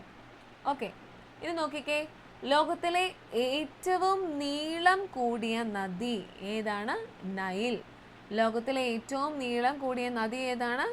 നൈൽ നദി. എവിടെയാണ് സ്ഥിതി ചെയ്യുന്നത്? നമ്മുടെ ആഫ്രിക്കൻ ഭൂഖണ്ഡത്തിലാണ് സ്ഥിതി ചെയ്യുന്നത്. ഏറ്റവും വലിയ ഉഷ്ണമരുഭൂമിയായിട്ടുള്ള സഹാറയും അതുപോലെ തന്നെ കോങ്കോ നദീതടം. പിന്നെ ഇത് ഏറ്റവും നീളം കൂടിയ നദി ഏതാണ്? നൈൽ നദി. ഈജിപ്തിൻ്റെ ദാനം എന്നല്ലേ അറിയപ്പെടുക നൈൽ നദി അല്ലേ? ഈജിപ്തിൻ്റെ ഇതിനകത്ത് അങ്ങനെ പറയുന്നില്ല, പക്ഷെ അല്ലാതെ നൈൽ നദീനെ പറയുന്ന പേരാണ് ഏത്? ഈജിപ്തിൻ്റെ ദാനം എന്നാണ് നമ്മുടെ നൈൽ നദി അറിയപ്പെടുന്നത്. അപ്പോൾ ലോകത്തിലെ ഏറ്റവും നീളം കൂടിയ നദിയാണ് ഏത്? നൈൽ നദി. നമ്മൾ ഏഷ്യയിലെ മാത്രമാണ് ഏത്? യാങ്സിയുടെ കാര്യം മുമ്പേ പറയുന്നത് അല്ലേ? ഏഷ്യയിലെ ഏറ്റവും നീളം കൂടിയ നദിയാണ് യാങ്സി. പക്ഷേ ഈ നൈൽ എന്ന് പറയുന്നത് എന്താണ്? മൊത്തത്തിൽ ലോകത്തിലെ ഏറ്റവും നീളം കൂടിയ നദിയാണ് നൈൽ. അതറിയപ്പെടുന്നത് ഈജിപ്തിൻ്റെ ദാനം എന്നാണ് നൈൽ നദി അറിയപ്പെടുന്നത്. അപ്പോൾ നൈൽ നദി എവിടെയാണുള്ളത്? നമ്മുടെ ആഫ്രിക്കൻ ഭൂഖണ്ഡത്തിൽ. ഇവിടുത്തെ ഏറ്റവും ഉയരമുള്ള പർവ്വതമാണ് ഏത്? കിളിമഞ്ചാരോ. മറ്റേ ഏതൊരു സിനിമയ്ക്കകത്തുള്ള പാട്ടുണ്ടല്ലോ, എന്തിനാന്ന് തോന്നുന്നു, കിളിമഞ്ചാരോ എന്ന് പറഞ്ഞൊരു പാട്ടില്ലേ? അപ്പം ഇവിടുത്തെ ഏറ്റവും ഉയരമുള്ള പർവ്വതമാണ് ഏത്? കിളിമഞ്ചാരോ എന്ന് പറയുന്നത്. അപ്പോൾ ആഫ്രിക്കയിലെ ഏറ്റവും ഉയരമുള്ള പർവ്വതം കിളിമഞ്ചാരോ. നമ്മൾ ലോകത്തിലെ ഏറ്റവും ഉയരമേറിയ കൊടുമുടി എന്ന് പറഞ്ഞ എവറസ്റ്റിൻ്റെ കാര്യം പറഞ്ഞില്ലേ, അത് ഏഷ്യയിലാണ്. ജസ്റ്റ് ഈ ആഫ്രിക്കയിൽ മാത്രമുള്ള ഏറ്റവും ഉയരമുള്ള പർവ്വതമാണ് ഏത്? നമ്മുടെ കിളിമഞ്ചാരോ. ഇനി ആഫ്രിക്കയിലെ മറ്റ് പർവ്വതങ്ങളൊക്കെ നോക്കാൻ പറഞ്ഞിട്ടുണ്ട്, നമുക്ക് അത് ആവശ്യമില്ല. ഇത് ഓർത്തിരിക്കുക, ആഫ്രിക്കയിലെ ഏറ്റവും ഉയരമുള്ള പർവ്വതം ഏത്? കിളിമഞ്ചാരോ. പിന്നെ ലോകത്തിലെ ഏറ്റവും കൂടുതൽ നീളം കൂടിയ നദി നൈൽ നദി, അതും ആഫ്രിക്കയിലാണുള്ളത്. ഈ നോക്കിക്കേ, സഹാറ മരുഭൂമി നമ്മൾ പറഞ്ഞു എന്താണ്, ഏറ്റവും വലിയ ഉഷ്ണ മരുഭൂമിയാണ് എന്ത്, സഹാറ. ഭൂമിയിലെ ഏറ്റവും വലിയ ഉഷ്ണ മരുഭൂമിയാണ് സഹാറ. വിശാലമായ മണൽമേടുകളും പാറകൾ നിറഞ്ഞ പീഠഭൂമികളും ഉൾക്കൊള്ളുന്ന സഹാറ നിരവധി സസ്യജന്തുജാലങ്ങളുടെ ആവാസ കേന്ദ്രമാണ്. പ്രതികൂല സാഹചര്യങ്ങളോട് പൊരുത്തപ്പെട്ട് ജീവിക്കുന്ന ഗോത്രവിഭാഗക്കാരും സഹാറയുടെ സവിശേഷതയാണ്. അപ്പോൾ ഓർത്തിരിക്കേണ്ടത് എന്താണ്, ഭൂമിയിലെ ഏറ്റവും വലിയ ഉഷ്ണ മരുഭൂമിയാണ് ഏത്, സഹാറ മരുഭൂമി. ആ ഒരു കാര്യം ഓർത്തിരിക്കുക കേട്ടോ. ലോകത്തിലെ ഏറ്റവും അല്ലെങ്കിൽ ഭൂമിയിലെ ഏറ്റവും വലിയ ഉഷ്ണ മരുഭൂമിയാണ് ഏത്, സഹാറ മരുഭൂമി. ഇനി അടുത്താണ് നമ്മൾ പറഞ്ഞ ഉഷ്ണമേഖല മഴക്കാടുകൾ. നമ്മൾ കോങ്കോ നദീതടമൊക്കെ പറഞ്ഞില്ലേ. ഭൂമധ്യരേഖാ പ്രദേശത്ത് കാണപ്പെടുന്ന സമൃദ്ധവും ഇടതൂർന്നതുമായ വനങ്ങളാണ് ഉഷ്ണമേഖല മഴക്കാട്. ഇവിടെ വർഷം മുഴുവനും ഉയർന്ന ചൂടും കനത്ത മഴയും ലഭിക്കുന്നു. സമൃദ്ധമായി മഴ ലഭിക്കുന്ന പ്രദേശങ്ങളിൽ വളരുന്ന കാടുകളായതിനാലാണ് ഇവയ്ക്ക് മഴക്കാടുകൾ എന്ന പേര് ലഭിച്ചത്. ഭൂമിയിലെ മറ്റേതൊരു ആവാസ വ്യവസ്ഥയെക്കാളും കൂടുതൽ സസ്യജന്തുജാലങ്ങൾ ഈ മഴക്കാടുകളിൽ കാണപ്പെടുന്നു. തെക്കേ അമേരിക്കയിലെ ആമസോൺ, ആഫ്രിക്കയിലെ കോങ്കോ, തെക്കുകിഴക്കൻ ഏഷ്യയിലെ മലേഷ്യ, ഇന്തോനേഷ്യ എന്നിവിടങ്ങളിൽ ഉഷ്ണമേഖല മഴക്കാടുകൾ കാണപ്പെടുന്നു. നമ്മൾ ആമസോൺ മഴക്കാടുകൾ അത് വരുന്നുണ്ട് തെക്കേ അമേരിക്കയുടെ കാര്യം പറയുമ്പം. അതുപോലെ തന്നെ നമ്മുടെ ആഫ്രിക്കയിലുള്ളതാണ് കോങ്കോ നദീതടത്തിലെ ഉഷ്ണമേഖല മഴക്കാടുകൾ. പിന്നെ നമ്മുടെ ഏഷ്യയുടെ അകത്തുള്ള മലേഷ്യ, ഇന്തോനേഷ്യ അവിടെയെല്ലാം ഇതുപോലെ മഴക്കാടുകളുണ്ടെന്നാണ് പറഞ്ഞിരിക്കുന്നത്. ഇവിടെ ഈ ഒരു ബോക്സിൻ്റെ കാര്യം ഞാൻ പറഞ്ഞത്, ആഫ്രിക്കൻ ഭൂഖണ്ഡത്തിലെ ഭൂപ്രകൃതി സവിശേഷതകളുമായി ബന്ധപ്പെട്ട വർക്ക്ഷീറ്റ് പൂർത്തിയാക്കുമോ, നമുക്ക് പയ്യെ ചെയ്യാം. ഇത് ആഫ്രിക്കയുടെ കാര്യമാണ് പറയുന്നത്. ഏറ്റവും വലിയ ഉഷ്ണ മരുഭൂമി ഏതാ ആഫ്രിക്കയിലെ, അല്ലെങ്കിൽ നമ്മുടെ ഭൂമിയിലെ ഏറ്റവും വലിയ ഉഷ്ണ മരുഭൂമി ഏതാ നമ്മുടെ, സഹാറ മരുഭൂമിയാണ് നമ്മുടെ ഉഷ്ണ മരുഭൂമി എന്ന് പറയുന്നത്. ഇനി ഏറ്റവും ഉയരമുള്ള പർവ്വതം, ഒരു എന്താ പക്ഷിയുടെ അല്ലെങ്കിൽ കിളി കൂട്ടിയുള്ളതായിരുന്നു, ഏതാ, കിളിമഞ്ചാരോ അല്ലേ. കിളിമഞ്ചാരോ ആണ് നമ്മുടെ ഏറ്റവും ഉയരമുള്ള പർവ്വതം. ഇനി ഉഷ്ണമഴക്കാടുകൾ ഉൾക്കൊള്ളുന്ന നദീതടം ഏതായിരുന്നു, നമ്മുടെ കോങ്കോ അല്ലേ. കോങ്കോ നദീതടമാണ്. ഓക്കെ, കോങ്കോ നദീതടമാണ് നമ്മുടെ ഉഷ്ണമഴക്കാടുകൾ ഉൾക്കൊള്ളുന്ന നദീതടം. പിന്നെ വിശാലമായ പുൽമേടുകൾ, അതിനാദ്യം തന്നെ ആഫ്രിക്കയുടെ കാര്യം പറഞ്ഞപ്പോൾ ആ ഒരു പേര് പറഞ്ഞായിരുന്നു, ഓർക്കുന്നുണ്ടോ, ഒരു സാ കൂട്ടിയൊരു പേര്, എൻ്റെ പേരും അവസാനം വരുന്നുണ്ട്, അങ്ങനെ ഒരു പേരാ, വിശാലമായ പുൽമേടുകൾ. എന്തായിരുന്നു, സാവന്ന, ഓർക്കുന്നുണ്ടോ? ഞാൻ ആദ്യം തന്നെ പറയാം, സാവന്നയും സഹാറയും കോങ്കോ തടവും അങ്ങനെയല്ലായിരുന്നു തുടങ്ങിയത്. അതിലെ ആ സാവന്നയാണ് ഏത്, വിശാലമായ പുൽമേടുകൾ. ഓക്കെ, അപ്പോൾ ഏറ്റവും വലിയ, ഇതെല്ലാം ആഫ്രിക്കയുടെ കാര്യമാണ് പറയുന്നത്. അപ്പോൾ ഏറ്റവും വലിയ ഉഷ്ണ മരുഭൂമി സഹാറ, ഏറ്റവും വലിയ പർവ്വതനിര, അതായത് ഏറ്റവും ഉയരമുള്ള പർവ്വതം ആഫ്രിക്കയിലേത് കിളിമഞ്ചാരോ, ഉഷ്ണമഴക്കാടുകൾ ഉൾക്കൊള്ളുന്ന നദീതടം കോങ്കോ നദീതടം, വിശാലമായ പുൽമേടുകളാണ് സാവന്ന. ഇത്രയും കാര്യങ്ങൾ കിട്ടിയോ ആഫ്രിക്കയിലെ കാര്യങ്ങൾ? ഒന്നുകൂടെ വല്ലതും പറയേണ്ട കാര്യമുണ്ടോ? ഓക്കെ ആണോ? ഓക്കെ.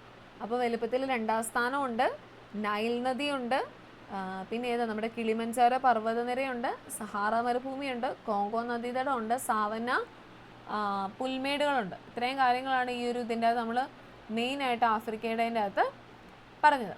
ഓക്കെ, അങ്ങനെയാണെങ്കിൽ നമ്മുടെ അതിൻ്റെ ബാക്കി കാലാവസ്ഥ, സസ്യജന്തുജാലകളൊക്കെ നോക്കാം.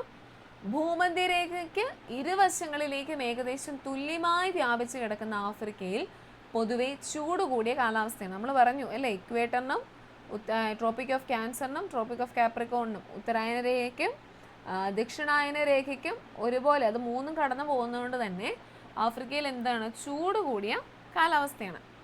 എങ്കിലും പ്രാദേശിക വ്യതിയാനങ്ങളും പ്രകടമാണ്. എന്നാലും മാറി വരാറുണ്ട്, കുറച്ച് തണുപ്പും അല്ലെങ്കിൽ കുറച്ച് മഴകളും ഒക്കെ അങ്ങനെ മാറി വരാറുണ്ട്. തീരപ്രദേശങ്ങളിലും മിതോഷ്ണ മേഖലയിൽ ഉൾപ്പെടുന്ന ഭാഗങ്ങളിലും മിതമായ കാലാവസ്ഥ അനുഭവപ്പെടുന്നു. ഇനി സസ്യജന്തുജാലങ്ങളാണെങ്കിൽ ജൈവ വൈവിധ്യത്താൽ സമൃദ്ധമാണ് ആഫ്രിക്കയിലെ സാവന്ന പുൽമേടുകളും ഉഷ്ണമേഖല മഴക്കാടുകൾ. സെറൻഗെറ്റിയിലെ ജന്തുജാലങ്ങളുടെ കാലിക കുടിയേറ്റം ആഫ്രിക്കയിലെ ഒരു പ്രധാന സവിശേഷതയാണ്. ഈ സെറൻഗെറ്റി എന്നുള്ള വാക്ക് ആഫ്രിക്കയായിട്ട് ബന്ധപ്പെട്ടാണ്. അത് താഴെ വരുമ്പോൾ അത് പറയാം കേട്ടോ. ഇതാണ് ആഫ്രിക്കയിലെ പ്രധാനമായിട്ടുള്ള ചില സസ്യ ജന്തുജാലങ്ങൾ. ഇത് ബയോബാബ് വൃക്ഷം.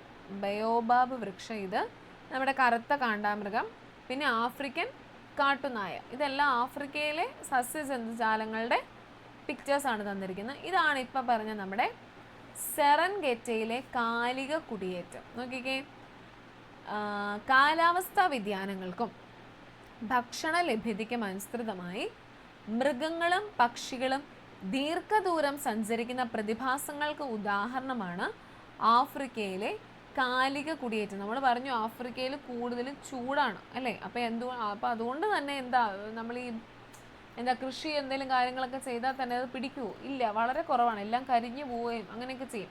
അപ്പം അതുകൊണ്ട് തന്നെ പക്ഷിമൃഗാദികൾ ഇവിടുന്ന് പല സ്ഥലങ്ങളിലേക്ക് പുല്ല് കിട്ടുന്നത്, അല്ലെങ്കിൽ വെള്ളം കിട്ടുന്നത്, അല്ലെങ്കിൽ അവർക്ക് ആവശ്യമായിട്ടുള്ള ഭക്ഷണ പദാർത്ഥങ്ങൾ കിട്ടുന്ന സ്ഥലങ്ങളിലേക്ക് നമ്മൾ മനുഷ്യർ കുടിയേറി പാർക്കുന്ന പോലെ തന്നെ മൃഗങ്ങൾ പോകാറുണ്ട്. അപ്പോൾ അതാണ് ഈ കാലിക കുടിയേറ്റം, അല്ലെങ്കിൽ സെറൻഗെറ്റിയിലെ കാലിക കുടിയേറ്റം എന്ന് പറയുന്നത്. സെറൻഗെറ്റിയിൽ ദശലക്ഷക്കണക്കിന് സീബ്രകളും ഗസല്ലുകളും പുതിയ മേച്ചിൽ സ്ഥലങ്ങൾ തേടി ടാൻസാനിയയ്ക്കും കെനിയയ്ക്കും ഇടയിൽ നീങ്ങുന്ന ഒരു സവിശേഷ പ്രതിഭാസമാണ്. അപ്പോൾ ഈ മൃഗങ്ങൾ, പ്രത്യേകിച്ച് സീബ്രയും ഗസല്ലുകളും ഒക്കെ ഈ മേച്ചിൽ സ്ഥലങ്ങൾ തേടി അവർക്ക് പുല്ലുകളാണ് ആവശ്യം അല്ലേ. അപ്പോൾ ആ മേച്ചിൽ സ്ഥലങ്ങൾ തേടി വേറെ സ്ഥലങ്ങളിലേക്ക്, ടാൻസാനിയ, കെനിയ, അവയിലേക്കൊക്കെ പോകുന്ന അങ്ങനെ ഉള്ളതാണ് ഈ ചൂട് കൂടിയെല്ലാം കഴിയുമ്പോഴത്തേനും. ആഫ്രിക്കയിൽ ഉടനീളമുള്ള ആവാസ വ്യവസ്ഥകളുടെ സന്തുലിതാവസ്ഥ ജീവജാലങ്ങളുടെ നിലനിൽപ്പിന് നിർണായകമാണെന്ന് ഈ കുടിയേറ്റങ്ങൾ തെളിയിക്കുന്നു. കാരണം അവിടെ കൂടുതലും ചൂടാണെന്ന് നമ്മൾ പറഞ്ഞു. ഈ ഒരു പിക്ചർ കണ്ടാൽ തന്നെ നമുക്ക് മനസ്സിലാവും അല്ലേ. പച്ചപ്പുകൾ വളരെ കുറവാണ്, എല്ലാം ഏകദേശം കരിഞ്ഞുണങ്ങി എന്ന രീതിയിലാണ് നിൽക്കുന്നത്. അപ്പം അതുകൊണ്ട് തന്നെ ഈ മൃഗങ്ങൾ വേറെ സ്ഥലത്തേക്ക് മേച്ചിൽ സ്ഥലങ്ങൾ അന്വേഷിച്ച് പോകുന്നു. അതാണ് സെറൻഗെറ്റി എന്ന് പറയുന്ന ആ സ്ഥലത്താണ് കൂടുതലായിട്ടും ഇതുണ്ടാകുന്നത്. അപ്പോൾ അവിടുത്തെ കാലിക കുടിയേറ്റം അതിനെപ്പറ്റി ഇവിടെ പറഞ്ഞിരിക്കുന്നേ ഉള്ളൂ. അപ്പം ഇവിടുത്തെ പ്രധാനമായിട്ടുള്ള സസ്യ ജന്തുജാലങ്ങൾ, അതുപോലെ തന്നെ അവിടെ സംഭവിക്കുന്ന കാലിക കുടിയേറ്റത്തെക്കുറിച്ചാണ്, നമ്മുടെ ആഫ്രിക്കയിലെ കാലിക കുടിയേറ്റത്തെക്കുറിച്ചാണ് ഇവിടെ പറഞ്ഞിരിക്കുന്നത്. നമ്മൾ പറഞ്ഞു ഭൂമിയിലെ ഏറ്റവും കൂടുതൽ ജനസംഖ്യയുള്ളത് എവിടെയാണ്? നമ്മുടെ ഏഷ്യ ഭൂഖണ്ഡത്തിലാണുള്ളത്. ആഫ്രിക്കയിലെ ഭൂരിഭാഗം ജനങ്ങളും ഗ്രാമങ്ങളിൽ വസിക്കുന്നവരും കാർഷിക വൃത്തിയിൽ ഏർപ്പെടുന്നവരുമാണ്. സംസ്കാരങ്ങൾ, ഭാഷകൾ, ചരിത്രം എന്നിവയാൽ സമ്പന്നമായൊരു നാടാണ് ആഫ്രിക്ക. പുരാതന നാഗരികതകളിലൊന്നായ ഈജിപ്ഷ്യൻ സംസ്കാരം ഉടലെടുത്തത് എവിടെയാണ്? ആഫ്രിക്കയിലാണ്. അപ്പോൾ ഈജിപ്ഷ്യൻ സംസ്കാരം ഉടലെടുത്തതും ആഫ്രിക്കയിലാണ്. നമ്മൾ നൈലിൻ്റെ കാര്യം പറഞ്ഞില്ലേ, ഈജിപ്തിൻ്റെ ദാനം എന്നാണ്. തിരിഞ്ഞുപോയി, ഇപ്പോഴാണ് ഓർത്തത്. നൈലിൻ്റെ ദാനമാണ് ഈജിപ്ത് എന്നറിയപ്പെടുന്നത്. സോറി കേട്ടോ, അത് എൻ്റെ മിസ്റ്റേക്കാണ്, തിരിഞ്ഞുപോയി.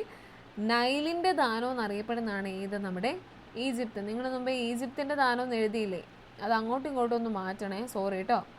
നൈലിൻ്റെ ദാനം എന്നറിയപ്പെടുന്നതാണ് നമ്മുടെ ഈജിപ്ത് എന്ന് പറയുന്നത് കേട്ടോ. അങ്ങനെയാണ് വരുന്നത്, തിരിച്ചല്ല കേട്ടോ. ഈജിപ്തിൻ്റെ ദാനം നൈലെന്നല്ല, തിരിച്ചാണ് വരുന്നത്. നൈലിൻ്റെ ദാനമാണ് നമ്മുടെ ഈജിപ്ത് എന്ന് പറയുന്നത്.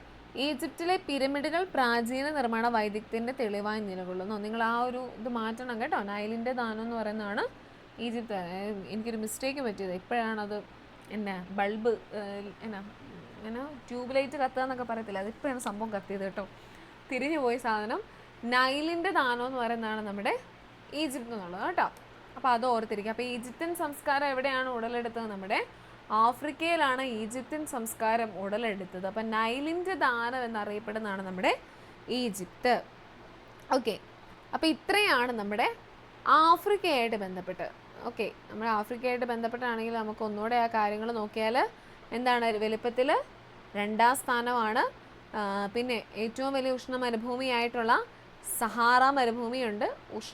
മേഖലാ മഴക്കാടുകളായിട്ടുള്ള കോങ്കോ നദീതടമുണ്ട്. ഏറ്റവും നീളം കൂടിയ, ഭൂമിയിലെ ഏറ്റവും നീളം കൂടിയ നദിയായിട്ടുള്ള നൈൽ നദിയുണ്ട്. ഇത് മായ്ച്ചു കളഞ്ഞേക്കാം അല്ലേ. ഈജിപ്തിൻ്റെ ദാനമല്ല, നൈലിൻ്റെ ദാനമാണ് ഈജിപ്ത്, തിരിച്ചാണ് പറയുന്നത്. ഓക്കെ, പിന്നെ ഏറ്റവും ഉയരമുള്ള പർവ്വതനിരയാണ് നമ്മുടെ കിളിമഞ്ചാരോ. അത് നമ്മൾ ഈ ബോക്സിൻ്റെ അകത്ത് കണ്ടു. പിന്നെ വിശാലമായിട്ടുള്ള പുൽമേടുകൾക്ക് പറയുന്ന പേരാണ് സാവന്ന.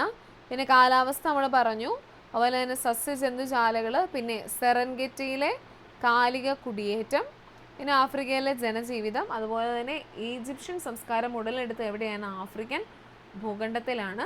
ഇപ്പം നൈലിൻ്റെ ദാനം എന്നറിയപ്പെടുന്നത് ഈജിപ്ത്. ഇത്രയാണ് നമ്മുടെ ആഫ്രിക്കയായിട്ട് നമ്മൾ രണ്ടാം സ്ഥാനം, വലുപ്പത്തിൽ രണ്ടാം സ്ഥാനമായിട്ടുള്ള ആഫ്രിക്കയായിട്ട് ബന്ധപ്പെട്ട കാര്യങ്ങൾ. അപ്പോൾ കിട്ടിയോ ആഫ്രിക്കയായിട്ട് ബന്ധപ്പെട്ട കാര്യങ്ങൾ? ഓക്കെ ആണോ? ഏഷ്യ ആഫ്രിക്ക ഓക്കെ ആണോ? ഓക്കെ. അങ്ങനെയാണെങ്കിൽ നമ്മൾ മൂന്നാമത്തെ ആളെ നോക്കാൻ പോവാണ്. റോക്കി മുതൽ അപ്പലേച്ചിയൻ വരെ, നമ്മുടെ മറ്റേ റോക്കി ഭായ് ഒക്കെ ഉണ്ടല്ലോ, അതുപോലെ റോക്കി മുതൽ അപ്പലേച്ചിയൻ വരെ നമ്മൾ നോക്കാൻ പോകുന്നത്. നോക്കിക്കേ, ഗ്ലോബ് നിരീക്ഷിച്ച് പസഫിക്, അറ്റ്ലാന്റിക്, ആർട്ടിക് എന്നീ സമുദ്രങ്ങളാൽ ചുറ്റപ്പെട്ട ഭൂഖണ്ഡം ഏതാണെന്ന് നോക്കൂ. നമുക്ക് ഗ്ലോബ് നോക്കാം. ഏതായാലും അവർ പറഞ്ഞല്ലേ, പസഫിക്, അറ്റ്ലാന്റിക്, ആർട്ടിക് എന്നീ സമുദ്രങ്ങളാൽ ചുറ്റപ്പെട്ട നദി ഏതാണ്? ദേ ഇത് നോക്കാം.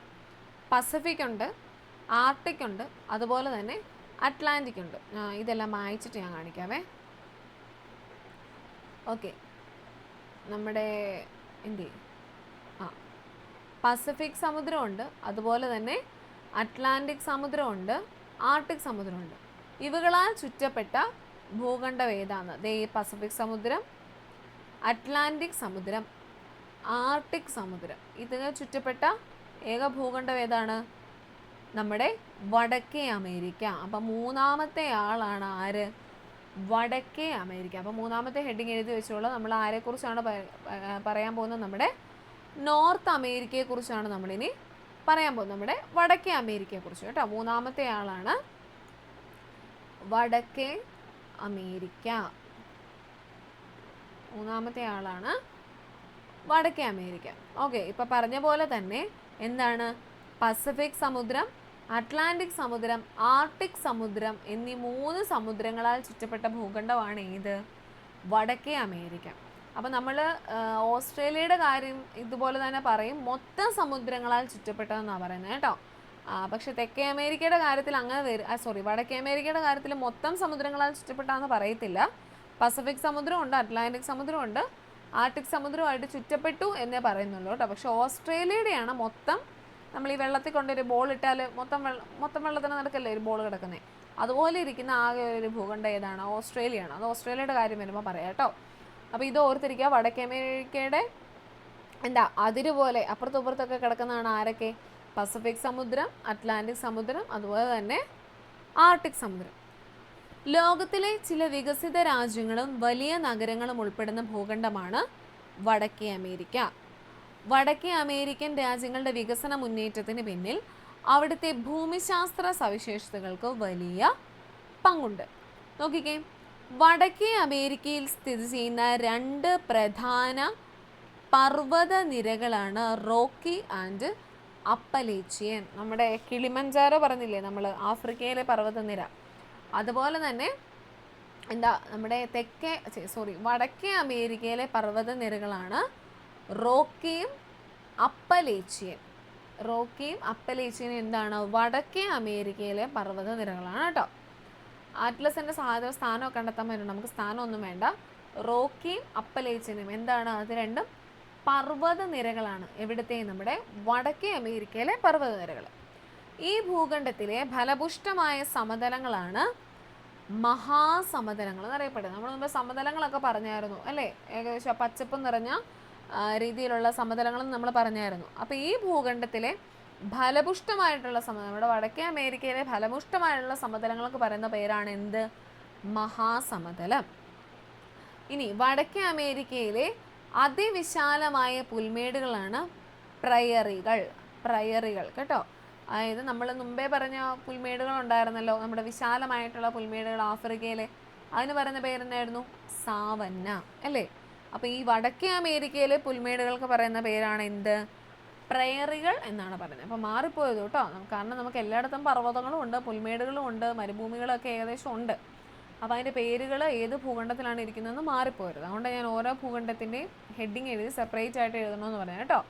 അപ്പോൾ വടക്കേ അമേരിക്കയിലുള്ള അതിൻ്റെ അതിവിശാലമായിട്ടുള്ള പുൽമേടുകൾക്ക് പറയുന്ന പേരെന്താണ്? പ്രയറികൾ. അവിടുത്തെ പർവ്വതങ്ങൾ ഏതൊക്കെയായിരുന്നു? റോക്കിയും അപ്പലേച്ചിയനും. പിന്നെ സമതലങ്ങൾക്ക് പറയുന്ന പേരെന്തുവാ? മഹാസമതലം എന്ന് പറയും. ഇനി മിസോറിയും മിസിസിപ്പിയും ഉൾപ്പെടെ ധാരാളം നദികൾ വടക്കേ അമേരിക്കയിലുണ്ട്. കൂട്ടിയുള്ള മിസോറി, മിസിസിപ്പി ഇതൊക്കെ അവിടുത്തെ നദികളാണ്. നമ്മൾ ആഫ്രിക്കയിലെ നൈൽ നദി പറഞ്ഞു, ഏഷ്യയിലെ ആണെങ്കിൽ യാങ്സി പറഞ്ഞു. അപ്പോൾ വടക്കേ അമേരിക്കയിലാണെങ്കിൽ മിസോറി, മിസിസിപ്പി, മിസോറി എല്ലാം മിസോ അതുമായിട്ട് ബന്ധപ്പെട്ടാണെങ്കിൽ എന്താണ്? അത് വടക്കേ അമേരിക്കയിലെ നദികളാണ് കേട്ടോ. പഞ്ചമഹാതടാകങ്ങൾ എന്നറിയപ്പെടുന്ന 5 വലിയ ശുദ്ധ തടാകങ്ങളും ഇവിടെയുണ്ട്. അപ്പം മഹാതടാകങ്ങൾ എന്നറിയപ്പെടുന്നവ എവിടെയാണ് സ്ഥിതി ചെയ്യുന്നത്? നമ്മുടെ വടക്കേ അമേരിക്കയിലാണ് പഞ്ചമഹാതടാകങ്ങൾ സ്ഥിതി ചെയ്യുന്നത്. അപ്പം നമ്മുടെ മിസോറിയും മിസോസിപ്പിയുടെയും പേര് എഴുതി വെക്കുക. അതുപോലെ തന്നെ പഞ്ചമഹാതടാകങ്ങൾ എവിടെ സ്ഥിതി ചെയ്യുന്നു? നമ്മുടെ വടക്കേ അമേരിക്കയിലാണ് പഞ്ചമഹാതടാകങ്ങൾ സ്ഥിതി ചെയ്യുന്നത്. അതായത് 5 തടാകങ്ങളുണ്ട് എന്നാണ് നമ്മൾ നോക്കുന്നത്. അതായത് പഞ്ചമഹാതടാകങ്ങൾ സ്ഥിതി ചെയ്യുന്നു. അതും ശുദ്ധജല തടാകങ്ങളാണ്. ഇത് പഞ്ചമഹാതടാകങ്ങൾ എന്നറിയപ്പെടുന്ന 5 വലിയ ശുദ്ധജല തടാകങ്ങളാണ്. അവയുടെ പേര് ഞാനിവിടെ എഴുതാവേ. ശുദ്ധജല തടാകങ്ങളാണ്. പഞ്ചമഹാതടാകങ്ങൾ എന്നറിയപ്പെടുന്നതാണ് നമ്മുടെ സുപ്പീരിയർ. നിങ്ങൾക്ക് കാണാമല്ലോ അല്ലേ? സുപ്പീരിയർ ഒന്നാമത്തേത് നമ്മുടെ സുപ്പീരിയർ. രണ്ടാമത്തെ ആളാണ് മിഷിഗൺ. പഞ്ചമഹാതടാകങ്ങളുടെ പേരുകളാട്ടോ എഴുതുന്നത്. Superior, Michigan. ഇനി മൂന്നാമത്തെ ആളാണ് ഹുറോൺ. മൂന്നാമത്തെ ആളാണ് ഹുറോണ്. നാലാമത്തെ ആള് ഈറി. ഇനി അഞ്ചാമത്തെ ആള് ഇവിടെ നിങ്ങൾക്ക് കാണാമല്ലോ അല്ലേ? അല്ലെ ഞാനിവിടെ എഴുതാം. അഞ്ചാമത്തെ ആളാണ് ഒണ്ടാറിയോ.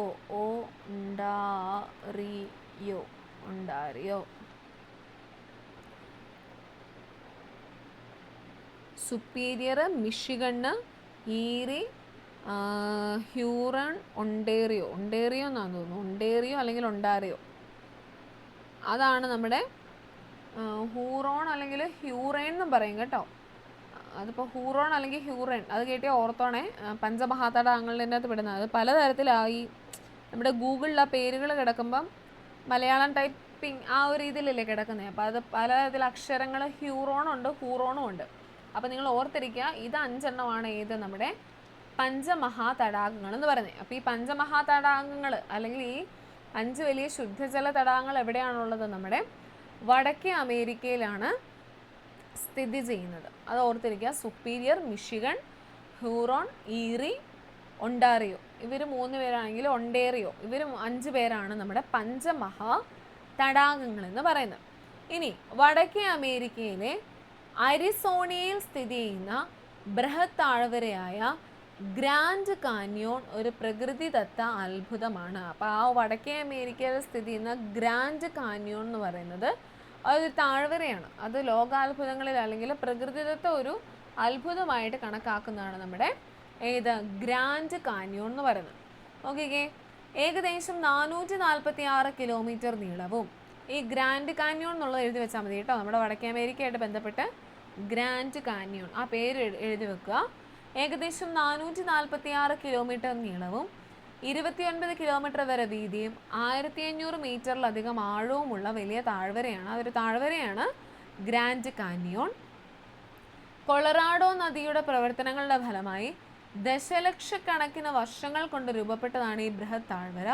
ഇത് യുനെസ്കോയുടെ ലോക പൈതൃക ഇടമാണ്. നമുക്കറിയാം യുനെസ്കോയുടെ ലോക പൈതൃക പട്ടികയിൽ ഇടം നേടിയിരിക്കുന്ന പറഞ്ഞ് കുറേ അത്ഭുതങ്ങളും അതുപോലെ തന്നെ ഈ കൂടിയാട്ടം അങ്ങനെയുള്ള കലാരൂപങ്ങളൊക്കെ നേടാറുള്ളതാണ്. അപ്പോൾ അതിലൊന്നാണ് നമ്മുടെ ഗ്രാൻഡ് കാന്യോൺ. അപ്പോൾ ഗ്രാൻഡ് കാന്യോൺ താഴ്വര എവിടെ കാണപ്പെടുന്നു? നമ്മുടെ വടക്കേ അമേരിക്കയിൽ. ഈ വടക്കേ അമേരിക്കയിലുള്ള ഭൂഖണ്ഡം, ആ ഭൂഖണ്ഡത്തിൽ കാണപ്പെടുന്നതാണ് നമ്മുടെ ഗ്രാൻഡ് കാന്യോൺ താഴ്വര എന്ന് പറയുന്നത്. അപ്പോൾ വടക്കേ അമേരിക്കയുടെ പ്രത്യേകതകൾ എന്തൊക്കെയാണ്? നമ്മൾ പറഞ്ഞു, പർവ്വതനിരകൾ റോക്കി ഉണ്ട്, അപ്പലേഷ്യൻ പർവ്വതനിരകളുണ്ട്. അവിടുത്തെ അതിവിശാലമായിട്ടുള്ള പുൽമേടുകൾക്ക് പറയുന്ന പേരാണ് പ്രയറികൾ. ഇനി അവിടുത്തെ സമതലങ്ങൾക്ക് പറയുന്ന പേരാണ് മഹാസമതലങ്ങൾ. പിന്നെ നദികൾ നമ്മൾ പറഞ്ഞു മിസോറിയം ഉണ്ട്, മിസിസിപ്പി ഉണ്ട്. അതുപോലെ തന്നെ ഏറ്റവും പ്രധാനപ്പെട്ടതാണ് പഞ്ചമഹാ തടാകങ്ങൾ അല്ലെങ്കിൽ 5 ശുദ്ധജല തടാകങ്ങളുണ്ട് നമ്മുടെ വടക്കേ അമേരിക്കയിൽ. മിഷിഗൺ, സുപ്പീരിയർ, ഈറി, ഒണ്ടേറിയോ, അതുപോലെ തന്നെ ഹ്യൂറോൺ അല്ലെങ്കിൽ ഹൂറോൺ. അതാണ് നമ്മുടെ 5 പഞ്ചമഹാ തടാകങ്ങൾ എന്നറിയപ്പെടുന്നത്.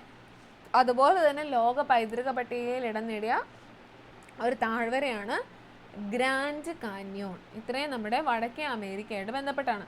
ഇത്രയും പേരുകളെല്ലാം കിട്ടിയോ? പഞ്ചമഹാ തടാകങ്ങളും ഗ്രാൻഡ് കാന്യോണും ആ പേരുകളും കാര്യങ്ങളും എല്ലാം കിട്ടിയോ? അവിടെ ഓക്കെ ആണോ? അടുത്ത പേജിലേക്ക് പൊക്കോട്ടെ. ഇനിയും കുറച്ച് കാര്യങ്ങളും കൂടെ ഉണ്ട് വടക്കേ അമേരിക്കയുടെ. ഓക്കെ, അങ്ങനെയാണെങ്കിൽ നോക്കിക്കേ, വടക്കേ അമേരിക്കയുടെ കാലാവസ്ഥ ധ്രുവപ്രദേശത്തോട് ചേർന്ന് കിടക്കുന്നതിനാൽ ഭൂഖണ്ഡത്തിൻ്റെ വടക്ക് ഭാഗത്ത് അതിശൈത്യമാണ് അനുഭവപ്പെടുന്നത്. വടക്ക് നിന്ന് തെക്കോട്ട് നീങ്ങുന്തോറും താരതമ്യേന ചൂട് വർദ്ധിച്ചു വരുന്നു. വടക്ക് ഭാഗത്ത് നല്ല ശൈത്യമാണ് അനുഭവപ്പെടുന്നത്. താഴോട്ട് വരുന്തോറും എന്ത് വരും? ചൂട് അനുഭവപ്പെടുന്നുണ്ട്. ആ ഒരു കാലാവസ്ഥയാണ് നമ്മുടെ വടക്കേ അമേരിക്കയിലുള്ളത്. ഇനി സസ്യജന്തുജാലങ്ങളാണെങ്കിൽ വൈവിധ്യമാർന്ന സസ്യജന്തുജാലങ്ങളുടെ ആവാസ കേന്ദ്രമാണ് നമ്മുടെ വടക്കേ അമേരിക്ക. പടിഞ്ഞാറ് ഭാഗത്തുള്ള സെക്വേയ വനങ്ങളും മഹാതലങ്ങളിലെ പുൽമേടുകളും ഇതിന് ഉദാഹരണങ്ങളാണ്. അപ്പോൾ നമ്മുടെ ഈ വടക്കേ അമേരിക്കയുടെ പടിഞ്ഞാറ് ഭാഗത്ത് എന്തുണ്ട്? സെക്വേയ വനങ്ങളുണ്ട്. അതുപോലെ തന്നെ പുൽമേടുകൾ നമ്മൾ പറഞ്ഞു അല്ലേ, പ്രയറികൾ എന്ന് പറയുന്ന പുൽമേടുകളുണ്ട്. പിന്നെ മഹാസമുദ്രങ്ങളുണ്ട്. ഇതെല്ലാം നിറഞ്ഞതാണ് നമ്മുടെ വടക്കേ അമേരിക്ക എന്ന് പറയുന്നത്. പിന്നെ അവിടെയുള്ള പടിഞ്ഞാറ് ഭാഗത്തുള്ള വനങ്ങൾക്ക് പറയുന്ന പേരാണ് സെക്വേയ വനങ്ങൾ. ഓക്കെ, ഇനി അവിടുത്തെ വടക്കേ അമേരിക്കയിലെ സസ്യജന്തുജാലങ്ങളാണ്. നോക്കിക്കേ, കാലിഫോർണിയ പോപ്പി, സഗ്വാരോ കള്ളിച്ചെടി, അതുപോലെ തന്നെ മൂസ് എവിടെയുള്ള ജീവിയാണ്? നമ്മുടെ വടക്കേ അമേരിക്കയിലുള്ള ജീവിയാണ് കേട്ടോ. ഈ അമേരിക്കൻ ഐക്യനാടുകളും USA, കാനഡയും ഉയർന്ന ജീവിത നിലവാരത്തിനും സാങ്കേതിക പുരോഗതിക്കും പേര് കേട്ടതാണ്. New York, loss Angeles, Mexico city തുടങ്ങിയ ലോകത്തിലെ വലിയ നഗരങ്ങൾ വടക്കേ അമേരിക്കയിൽ സ്ഥിതി ചെയ്യുന്നു. അപ്പം നമ്മുടെ ലോസ് ഏഞ്ചൽസ്, ന്യൂയോർക്ക്, മെക്സിക്കോ ഒക്കെ എവിടെയാണ്? നമ്മുടെ നോർത്ത് അമേരിക്കയിലാണ്. അനുകൂല കാലാവസ്ഥയും ഫലപുഷ്ടമായ മണ്ണും ഇവിടുത്തെ കാർഷിക മേഖലയെ സമ്പുഷ്ടമാക്കുന്നു. അടുത്ത പോയിന്റ്, മഞ്ഞു മൂടിക്കിടക്കുന്ന പ്രദേശങ്ങളിൽ താമസിക്കുന്ന ഇന്യൂട്ടുകൾ അല്ലെങ്കിൽ എസ്കിമോകൾ ഇവിടുത്തെ മറ്റൊരു പ്രത്യേകതയാണ്. ഇപ്പോൾ ഈ മഞ്ഞ് മൂടിയ നമ്മുടെ ഇതിന് പറയുന്ന പേരെന്നായിരുന്നു? ഇങ്ങനൊരു സാധനം ഉണ്ടല്ലോ, മഞ്ഞ് മൂടിയ സ്ഥലത്ത് നമ്മളിങ്ങനെ വീടുണ്ടാക്കത്തില്ലേ, അതിനെന്തൊരു ഇതായിരുന്നല്ലോ. നമ്മുടെ മഞ്ഞ് മൂടി കിടക്കുന്ന പ്രദേശങ്ങളിൽ താമസിക്കുന്ന ഇന്യൂട്ടുകൾ അല്ലെങ്കിൽ എസ്കിമോകൾ ഇവരും എവിടെയുള്ളതാണ്? നമ്മുടെ നോർത്ത് അമേരിക്കയിലെ പ്രത്യേകതകളാണ് കേട്ടോ. അപ്പോൾ അവർ താമസിക്കുന്ന സ്ഥലങ്ങളായി ഇങ്ങനെ ഈ ഗുഹ പോലിരിക്കുന്നത്. അതിനൊരു പേര് പറയാം, ഞാൻ ആ പേര് മറന്നുപോയി. അയ്യോ, അത് കിട്ടുന്നില്ല. എൻ്റെ ആ സംഭവം പിക്ചർ മാത്രമേ എൻ്റെ മൈൻഡിലേക്ക് വരുന്നുള്ളൂ, ആ ഒരു പേര് മറന്നുപോയി. ഓക്കെ, അപ്പോൾ മഞ്ഞ് മൂടി കിടക്കുന്ന പ്രദേശങ്ങളിൽ താമസിക്കുന്ന ഇന്യൂട്ടുകൾ അല്ലെങ്കിൽ എസ്കിമോകൾ ഇവിടുത്തെ മറ്റൊരു പ്രത്യേകതകളാണ്. അപ്പോൾ ഇത്രയാണ് നമ്മുടെ നോർത്ത് അമേരിക്ക അല്ലെങ്കിൽ വടക്കേ അമേരിക്കയായിട്ട് ബന്ധപ്പെട്ട കാര്യങ്ങൾ. വടക്കേ അമേരിക്കയിൽ എന്തെങ്കിലും കിട്ടാതെ പോയിട്ടുണ്ടോ? ഓക്കെ ആണോ വടക്കേ അമേരിക്ക? ഇപ്പോൾ പറഞ്ഞ കാര്യങ്ങളും കൂടെ കിട്ടിയോ?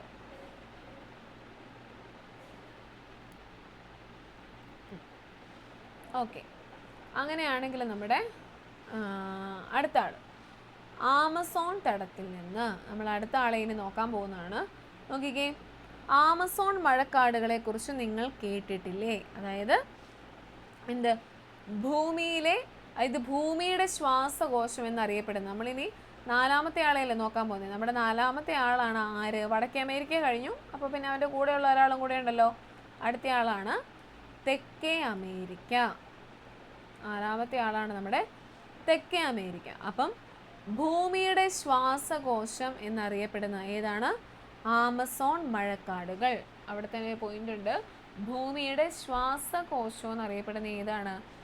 ആമസോൺ മഴക്കാടുകളാണ് ഭൂമിയുടെ ശ്വാസകോശം എന്ന് അറിയപ്പെടുന്നത്. ലോകത്ത് മറ്റെവിടെയും ഇല്ലാത്ത അനേകം സസ്യജന്തുജാലങ്ങളുടെ ആവാസ കേന്ദ്രമായ ആമസോൺ മഴക്കാടുകൾ തെക്കേ അമേരിക്കയിലാണ് ഉള്ളത്. അപ്പോൾ ആമസോൺ മഴക്കാടുകൾ അറിയപ്പെടുന്നത് എങ്ങനെയാണ്? ഭൂമിയുടെ ശ്വാസകോശം എന്നാണ് അറിയപ്പെടുന്നത്. അത് എവിടെ കാണപ്പെടുന്നു? നമ്മുടെ തെക്കേ അമേരിക്കയിൽ. ഓക്കെ, ഇത് ആമസോൺ മഴക്കാടുകളുടെ ആമസോൺ നദിയുടെയും പടം കിടക്കുന്നത് കണ്ടോ, ഒരു പാമ്പിൻ്റെ ഷേപ്പിലൊക്കെ കിടക്കുന്നത്. ഇവിടെ ഏറ്റവും കൂടുതൽ എന്തുവാ, മറ്റേ ഏറ്റവും വലിയ ആ പാമ്പുണ്ടല്ലോ, ആനക്കൊണ്ട അല്ലേ, ആനക്കൊണ്ട കൂടുതലായിട്ടും കാണപ്പെടുന്ന ഈ ആനക്കൊണ്ട സിനിമയൊക്കെ ഷൂട്ട് ചെയ്തൊക്കെ ഈ ആമസോൺ ആ ഒരു പ്രദേശത്തല്ലേ, അപ്പോൾ അവിടെ കൂടുതൽ ആനക്കൊണ്ടകളുണ്ടെന്നാണ് പറയുക. അപ്പോൾ ഈ ആമസോൺ മഴക്കാടുകളാണ് നമ്മുടെ ഭൂമിയുടെ ശ്വാസകോശം എന്നറിയപ്പെടുന്നത്. അപ്പോൾ ആമസോൺ മഴക്കാടുകൾ എവിടെയാണ് കാണപ്പെടുന്നത്? തെക്കേ അമേരിക്കയിലാണ് നമ്മുടെ ആമസോൺ മഴക്കാടുകൾ കാണപ്പെടുന്നത്. ഇനി നോക്കിയേ, ലോകത്തിലെ ഏറ്റവും നീളമേറിയ പർവ്വതനിരയായ ആൻഡീസും ഏറ്റവും വലിയ നദിയായ ആമസോണും ഇവിടെയാണുള്ളത്. നമ്മൾ മുമ്പേ പഠിച്ചായിരുന്നു, ഈ ഓരോ സ്ഥലത്തെയും പർവ്വതനിരകൾ പഠിച്ചില്ലായിരുന്നോ? അപ്പോൾ ഇവിടുത്തെ ലോകത്തിലെ ഏറ്റവും നീളമേറിയ പർവ്വതനിര ഏതാണ്? ആൻഡീസ്. അപ്പോൾ ലോകത്തിലെ ഏറ്റവും നീളമേറിയ പർവ്വതനിര എന്ന് പറയുന്നത്, നമ്മൾ നീളമേറിയ നദി പറഞ്ഞായിരുന്നു, ഏതാണ്? നൈൽ നദിയാണ്. പക്ഷെ ഇവിടെ എന്താ, ഏറ്റവും നീളമേറിയ പർവ്വതനിര ആൻഡീസ് ആണെന്ന് പറഞ്ഞു. നൈലിൻ്റെ കാര്യം നമ്മൾ പറഞ്ഞു, ഏറ്റവും നീളമേറിയ നദിയാട്ടോ, ലോകത്തിലെ ഏറ്റവും നീളമേറിയ നദിയാണ് നൈല്. ഇവിടെ ഏറ്റവും നീളമേറിയ പർവ്വതമാണെങ്കിൽ ആൻഡീസ്. ഇനി ഏറ്റവും വലിയ നദി എന്നറിയപ്പെടുന്ന ഏതാണ്? ആമസോൺ. മാറിപ്പോരുത് കേട്ടോ. ലോകത്തിലെ ഏറ്റവും നീളമേറിയ നദിയാണെങ്കിൽ നൈലും, ഏറ്റവും വലിയ നദിയാണെങ്കിൽ ഏതാണ്? ആമസോണുമാണ് കേട്ടോ. അപ്പം ലോകത്തിലെ ഏറ്റവും നീളമേറിയ പർവ്വതനിരയായിട്ടുള്ള ആൻഡീസും ലോകത്തിലെ ഏറ്റവും വലിയ നദിയായ ആമസോണും എവിടെയാണുള്ളത്? നമ്മുടെ തെക്കേ അമേരിക്കയിലാണ്, സൗത്ത് അമേരിക്കയിലാണ് ഉള്ളത്. അതിവിശാല ഭൂപ്രദേശമായ ആമസോൺ നദീതടത്തിൻ്റെ ഭൂരിഭാഗവും മഴക്കാടുകളാണ്. നമ്മൾ മുമ്പേ കോങ്കോ നദീതടത്തിൻ്റെ കാര്യം പറഞ്ഞില്ലായിരുന്നു? അപ്പോൾ അതിൻ്റെ അകത്ത് നമ്മൾ പറഞ്ഞായിരുന്നു, ആഫ്രിക്കയുടെ അകത്ത് പറഞ്ഞില്ലായിരുന്നു, അവിടെ കുറേ മഴക്കാടുകൾ പിന്നെ മലേഷ്യയിലും ഇന്തോനേഷ്യയിലൊക്കെ ഉണ്ടെന്ന് പറഞ്ഞില്ലേ, ആമസോണിലുള്ള പോലെ. അപ്പോൾ അതാണ് അതിവിശാല ഭൂപ്രദേശമായ ആമസോൺ നദീതടത്തിൻ്റെ ഭൂരിഭാഗവും എന്താണ്? മഴക്കാടുകളാണ്. ലോകത്തിലെ ഏറ്റവും വരണ്ട മരുഭൂമിയായ അറ്റക്കാമ തെക്കേ അമേരിക്കയുടെ മറ്റൊരു ഭൂപ്രകൃതി സവിശേഷതയാണ്. അപ്പോൾ ലോകത്തിലെ ഏറ്റവും വരണ്ട മരുഭൂമി ഏതാണ്? അറ്റക്കാമ. അറ്റക്കാമയാണ് ലോകത്തിലെ ഏറ്റവും വരണ്ട മരുഭൂമി. നമ്മൾ പറഞ്ഞു ഉഷ്ണ മരുഭൂമി ഏതായിരുന്നു? ലോകത്തിലെ ഏറ്റവും വലിയ ഉഷ്ണ മരുഭൂമി നമ്മുടെ സഹാറ മരുഭൂമിയായിരുന്നു. അങ്ങനെയാണെങ്കിൽ ലോകത്തിലെ ഏറ്റവും വരണ്ട മരുഭൂമി ഏതാണ്? അറ്റക്കാമ. എവിടെ സ്ഥിതി ചെയ്യുന്നു? തെക്കേ അമേരിക്ക. മാറിപ്പോരുത് കേട്ടോ. കുറേ പർവ്വതങ്ങളുണ്ട്, കുറേ നദികളുണ്ട്. ഈ മിസ് കുറേ നദികളുടെ പർവ്വതങ്ങളുടെയൊക്കെ പേര് പറയുന്നുണ്ട്. എല്ലാം കൂടെ കൺഫ്യൂഷനായി പോകില്ലോ എന്ന് ഓർത്ത് പേടിക്കരുത്. ഒരു ഭൂഖണ്ഡം പഠിച്ചിട്ട് മറ്റേ ഭൂഖണ്ഡം പഠിച്ചാൽ മതി കേട്ടോ. എന്നിട്ട് ഇടയ്ക്കിടയ്ക്ക് ഇങ്ങനെ ഓർത്ത് നോക്കുക, അപ്പോൾ അത് കിട്ടും. വലിയ പാടൊന്നുമില്ല. ജസ്റ്റ് ഈ ഇത്രയും പേരുകളും കുറച്ച് കൺഫ്യൂഷൻ അടിക്കുന്ന പേരുകളുണ്ടെങ്കിൽ പോലും വലിയ പാടൊന്നുമില്ല. കാരണം നമ്മൾ ഷോർട്ടായിട്ടല്ലേ എഴുതി പോകുന്നത്, അതുകൊണ്ട് വലിയ പാടൊന്നുമില്ല കേട്ടോ. ഒന്ന് വായിച്ച് പഠിച്ചാൽ മതി. അപ്പോൾ ലോകത്തിലെ ഏറ്റവും വരണ്ട മരുഭൂമി ഏതാണ്? അറ്റക്കാമയാണ് ലോകത്തിലെ ഏറ്റവും വരണ്ട മരുഭൂമി. നമ്മുടെ ഏറ്റവും വലിയ ഉഷ്ണ മരുഭൂമിയാണെങ്കിൽ സഹാറ. എവിടെ സ്ഥിതി ചെയ്യുന്നു? ആഫ്രിക്കൻ ഭൂഖണ്ഡം. വരണ്ട മരുഭൂമിയായിട്ടുള്ള അറ്റക്കാമയാണെങ്കിലോ തെക്കേ അമേരിക്കയിലും സ്ഥിതി ചെയ്യുന്നു. ഓക്കെ, അടുത്ത പേജ് നോക്കാം. നമ്മുടെ കാലാവസ്ഥ. ഭൂമധ്യരേഖാ പ്രദേശമായതിനാൽ തെക്കേ അമേരിക്കയുടെ വടക്കു ഭാഗങ്ങളിൽ കൂടിയ ചൂടും സമൃദ്ധമായ മഴയും ലഭിക്കുന്നു. തെക്കേ അമേരിക്കയുടെ ഏറ്റവും തെക്ക് ശൈത്യ കാലാവസ്ഥ അനുഭവപ്പെടുന്നു. സസ്യജന്തുജാലങ്ങളാണെങ്കിൽ ആമസോൺ മഴക്കാടുകൾ ഉൾപ്പെടുന്ന തെക്കേ അമേരിക്ക ജൈവ വൈവിധ്യ സമൃദ്ധമാണ്. ആമസോൺ, വാട്ടർ ലില്ലി, ഞാൻ മുമ്പേ പറഞ്ഞില്ലേ നമ്മുടെ ആനാക്കൊണ്ട മുതലായവയ്ക്ക് പ്രസിദ്ധമാണ് ഇവിടം. തെക്കേ അമേരിക്കയിലെ ആൻഡീസ് പർവ്വതനിരകൾ നമ്മൾ പറഞ്ഞു അല്ലേ, ഏറ്റവും നീളമേറിയ പർവ്വതനിരയാണ് ഏത്? നമ്മുടെ ആൻഡീസ് പർവ്വതനിര. ആൻഡീസ് പർവ്വതനിരകൾ ആൻഡിയൻ ലൂപ്പിൻ എന്ന പുഷ്പച്ചെടിയുടെയും ലാമ പോലുള്ള സസ്തനികളുടെയും ആവാസ കേന്ദ്രമാണ്. ലോകത്തിലെ ഏറ്റവും വലിയ ഉഷ്ണമേഖല തണ്ണീർത്തട പ്രദേശങ്ങളിലൊന്നാണ് തെക്കേ അമേരിക്കയിലെ പാൻഡനൽ. നമ്മൾ ലോകത്തിലെ ഏറ്റവും വലിയ വരണ്ട മരുഭൂമി അറ്റക്കാമയുണ്ടെന്ന് പറഞ്ഞു. അതുപോലെ തന്നെ ലോകത്തിലെ ഏറ്റവും വലിയ ഉഷ്ണമേഖല തണ്ണീർത്തട പ്രദേശം എവിടെയാണ്? തെക്കേ അമേരിക്കയിലെ പാൻഡനൽ. അപ്പോൾ ഉഷ്ണമേഖല നമ്മുടെ ഉഷ്ണമേഖല തണ്ണീർത്തട പ്രദേശം, ലോകത്തിലെ ഏറ്റവും വലിയ ഉഷ്ണമേഖല തണ്ണീർത്തട പ്രദേശങ്ങളിൽ ഒന്നാണ് ഏത്? തെക്കേ അമേരിക്കയിലെ പാൻഡനൽ. പിന്നെ സസ്തനി വിഭാഗത്തിൽപ്പെട്ട കാപ്പിബാര ഈ മേഖലയിൽ കാണപ്പെടുന്നു. അപ്പോൾ ഇത് ഓർത്തിരിക്കുക, പാൻഡനൽ എന്നുള്ള പേര് ഓർത്തിരിക്കണം. എന്താണത്? ഉഷ്ണമേഖല തണ്ണീർത്തട പ്രദേശമാണ്. ലോകത്തിലെ ഏറ്റവും വലിയ ഉഷ്ണമേഖല തണ്ണീർത്തട പ്രദേശമാണ് നമ്മുടെ പാൻറ്റനൽ എന്ന് പറയുന്നത് കേട്ടോ. തെക്കേ അമേരിക്കയിലെ ചില സസ്യജന്തുജാലങ്ങളുടെ കാര്യം പറയുന്നുണ്ട്. നമ്മൾ പറഞ്ഞു ലാമയുടെ കാര്യം പറഞ്ഞായിരുന്നു അല്ലേ. ആൻഡീസ് പർവ്വതനിരയിൽ പറയുന്ന ലാമ, അത് ഈ ആട് പോലെ ഇരിക്കുന്ന സാധനം ഈ ലാമ എന്ന് പറയുന്നത്. പിന്നെ ആൻഡിയൻ ലൂപ്പിനുണ്ട്, അതുപോലെ തന്നെ ആമസോൺ വാട്ടർ ലില്ലി ഉണ്ട്. ഇതുണ്ട് ഏകദേശം ഒരു താമര പോലെ ഇങ്ങനെ വിരിഞ്ഞ്. പിന്നെ കാപ്പിബാര, ഇത് കണ്ടോ, ഇതിപ്പോൾ ഏത് മൃഗത്തിൻ്റെ ഷേപ്പാന്ന് ചോദിച്ചാൽ നമ്മുടെ അണ്ണാനാണോ അതോ ഏകദേശം ആ ഒരു ഇതിൽ പോലിരിക്കുന്നതാണ് കാപ്പിബാര. അതൊരു സസ്തനിയാണ്, സസ്തനി വിഭാഗത്തിൽപ്പെട്ടാണ് നമ്മുടെ കാപ്പിബാര. അതൊക്കെ എവിടെയാണുള്ളത്? നമ്മുടെ തെക്കേ അമേരിക്കയിലാണ് ഉള്ളത്. പിന്നെ അതിൻ്റെ ജനജീവിതം കൂടെ പറഞ്ഞേക്കാം. തെക്കേ അമേരിക്കയിലെ ജനങ്ങളിലധികവും കൃഷി, മത്സ്യബന്ധനം, വ്യവസായം എന്നിവയിൽ ഏർപ്പെട്ടവരാണ്. തദ്ദേശീയ യൂറോപ്യർ, ആഫ്രിക്കക്കാർ, ഏഷ്യക്കാർ എന്നിവരുടെ സാന്നിധ്യത്താൽ സാംസ്കാരിക വൈവിധ്യങ്ങൾക്ക് ശ്രദ്ധേയമാണ് ഈ ഭൂഖണ്ഡം. അപ്പോൾ തെക്കേ അമേരിക്കയെ കുറിച്ച് കുറച്ച് കാര്യങ്ങളേ ഉള്ളൂ. എന്താണ്? ഭൂമിയുടെ ശ്വാസകോശം എന്നറിയപ്പെടുന്ന ആമസോൺ മഴക്കാടുകളുണ്ട്. പിന്നെ ലോകത്തിലെ ഏറ്റവും നീളമേറിയ പർവ്വതനിരയായിട്ടുള്ള ആൻഡിസ് ഉണ്ട്.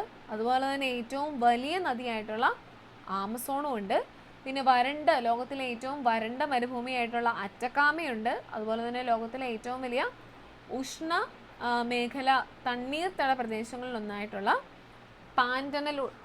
അപ്പോൾ ഇത്രയാണ് നമ്മുടെ തെക്കേ അമേരിക്കയായിട്ട് ബന്ധപ്പെട്ട കാര്യങ്ങൾ. അപ്പം നിലവിൽ ഇപ്പം നമ്മൾ ആരെയൊക്കെ കണ്ടു?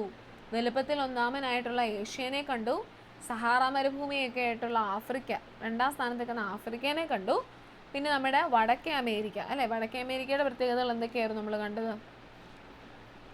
വടക്കേ അമേരിക്കയിൽ നമ്മുടെ ലോസ് ഏഞ്ചൽസ്, ഗ്രാൻഡ് കാനിയോണ്, പിന്നെ പഞ്ചമഹാ തടാകങ്ങൾ, റോക്കി അപ്പച്ചേലിയൻ എന്നുള്ള പർവ്വതങ്ങൾ, അതൊക്കെ നമ്മുടെ വടക്കേ അമേരിക്കയിൽ കണ്ടു. തെക്കേ അമേരിക്കയിലാണെങ്കിൽ കുറച്ചേ ഉള്ളൂ ആമസോൺ മഴക്കാടുകൾ. അതാണ് മോസ്റ്റ് ഇമ്പോർട്ടൻറ്റ് സാധനം.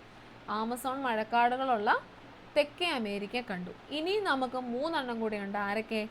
ഓസ്ട്രേലിയ ഉണ്ട്, നമ്മുടെ ഏഷ്യയുടെ തൊട്ട് ചേർന്ന് കിടക്കുന്ന യൂറോപ്പ് ഉണ്ട്, പിന്നെ ഏറ്റവും താഴെയായിട്ട് കിടക്കുന്ന നമ്മുടെ അന്റാർട്ടിക്ക ഉണ്ട്. ഈ 3 കൂടെയുണ്ട്. ഈ 3 നമുക്ക് അടുത്ത ക്ലാസ്സിൽ പറയാം കേട്ടോ. അല്ലെങ്കിൽ എല്ലാം കൂടെ കേട്ട് കഴിയുമ്പോൾ നിങ്ങൾക്ക് തന്നെ ഒരു പാട് തോന്നും. അങ്ങനെയല്ല, മീൻസ് ഒരു ബുദ്ധിമുട്ട് തോന്നും, ഇത്രയും ഉണ്ടല്ലോ എന്ന് ഓർത്ത്.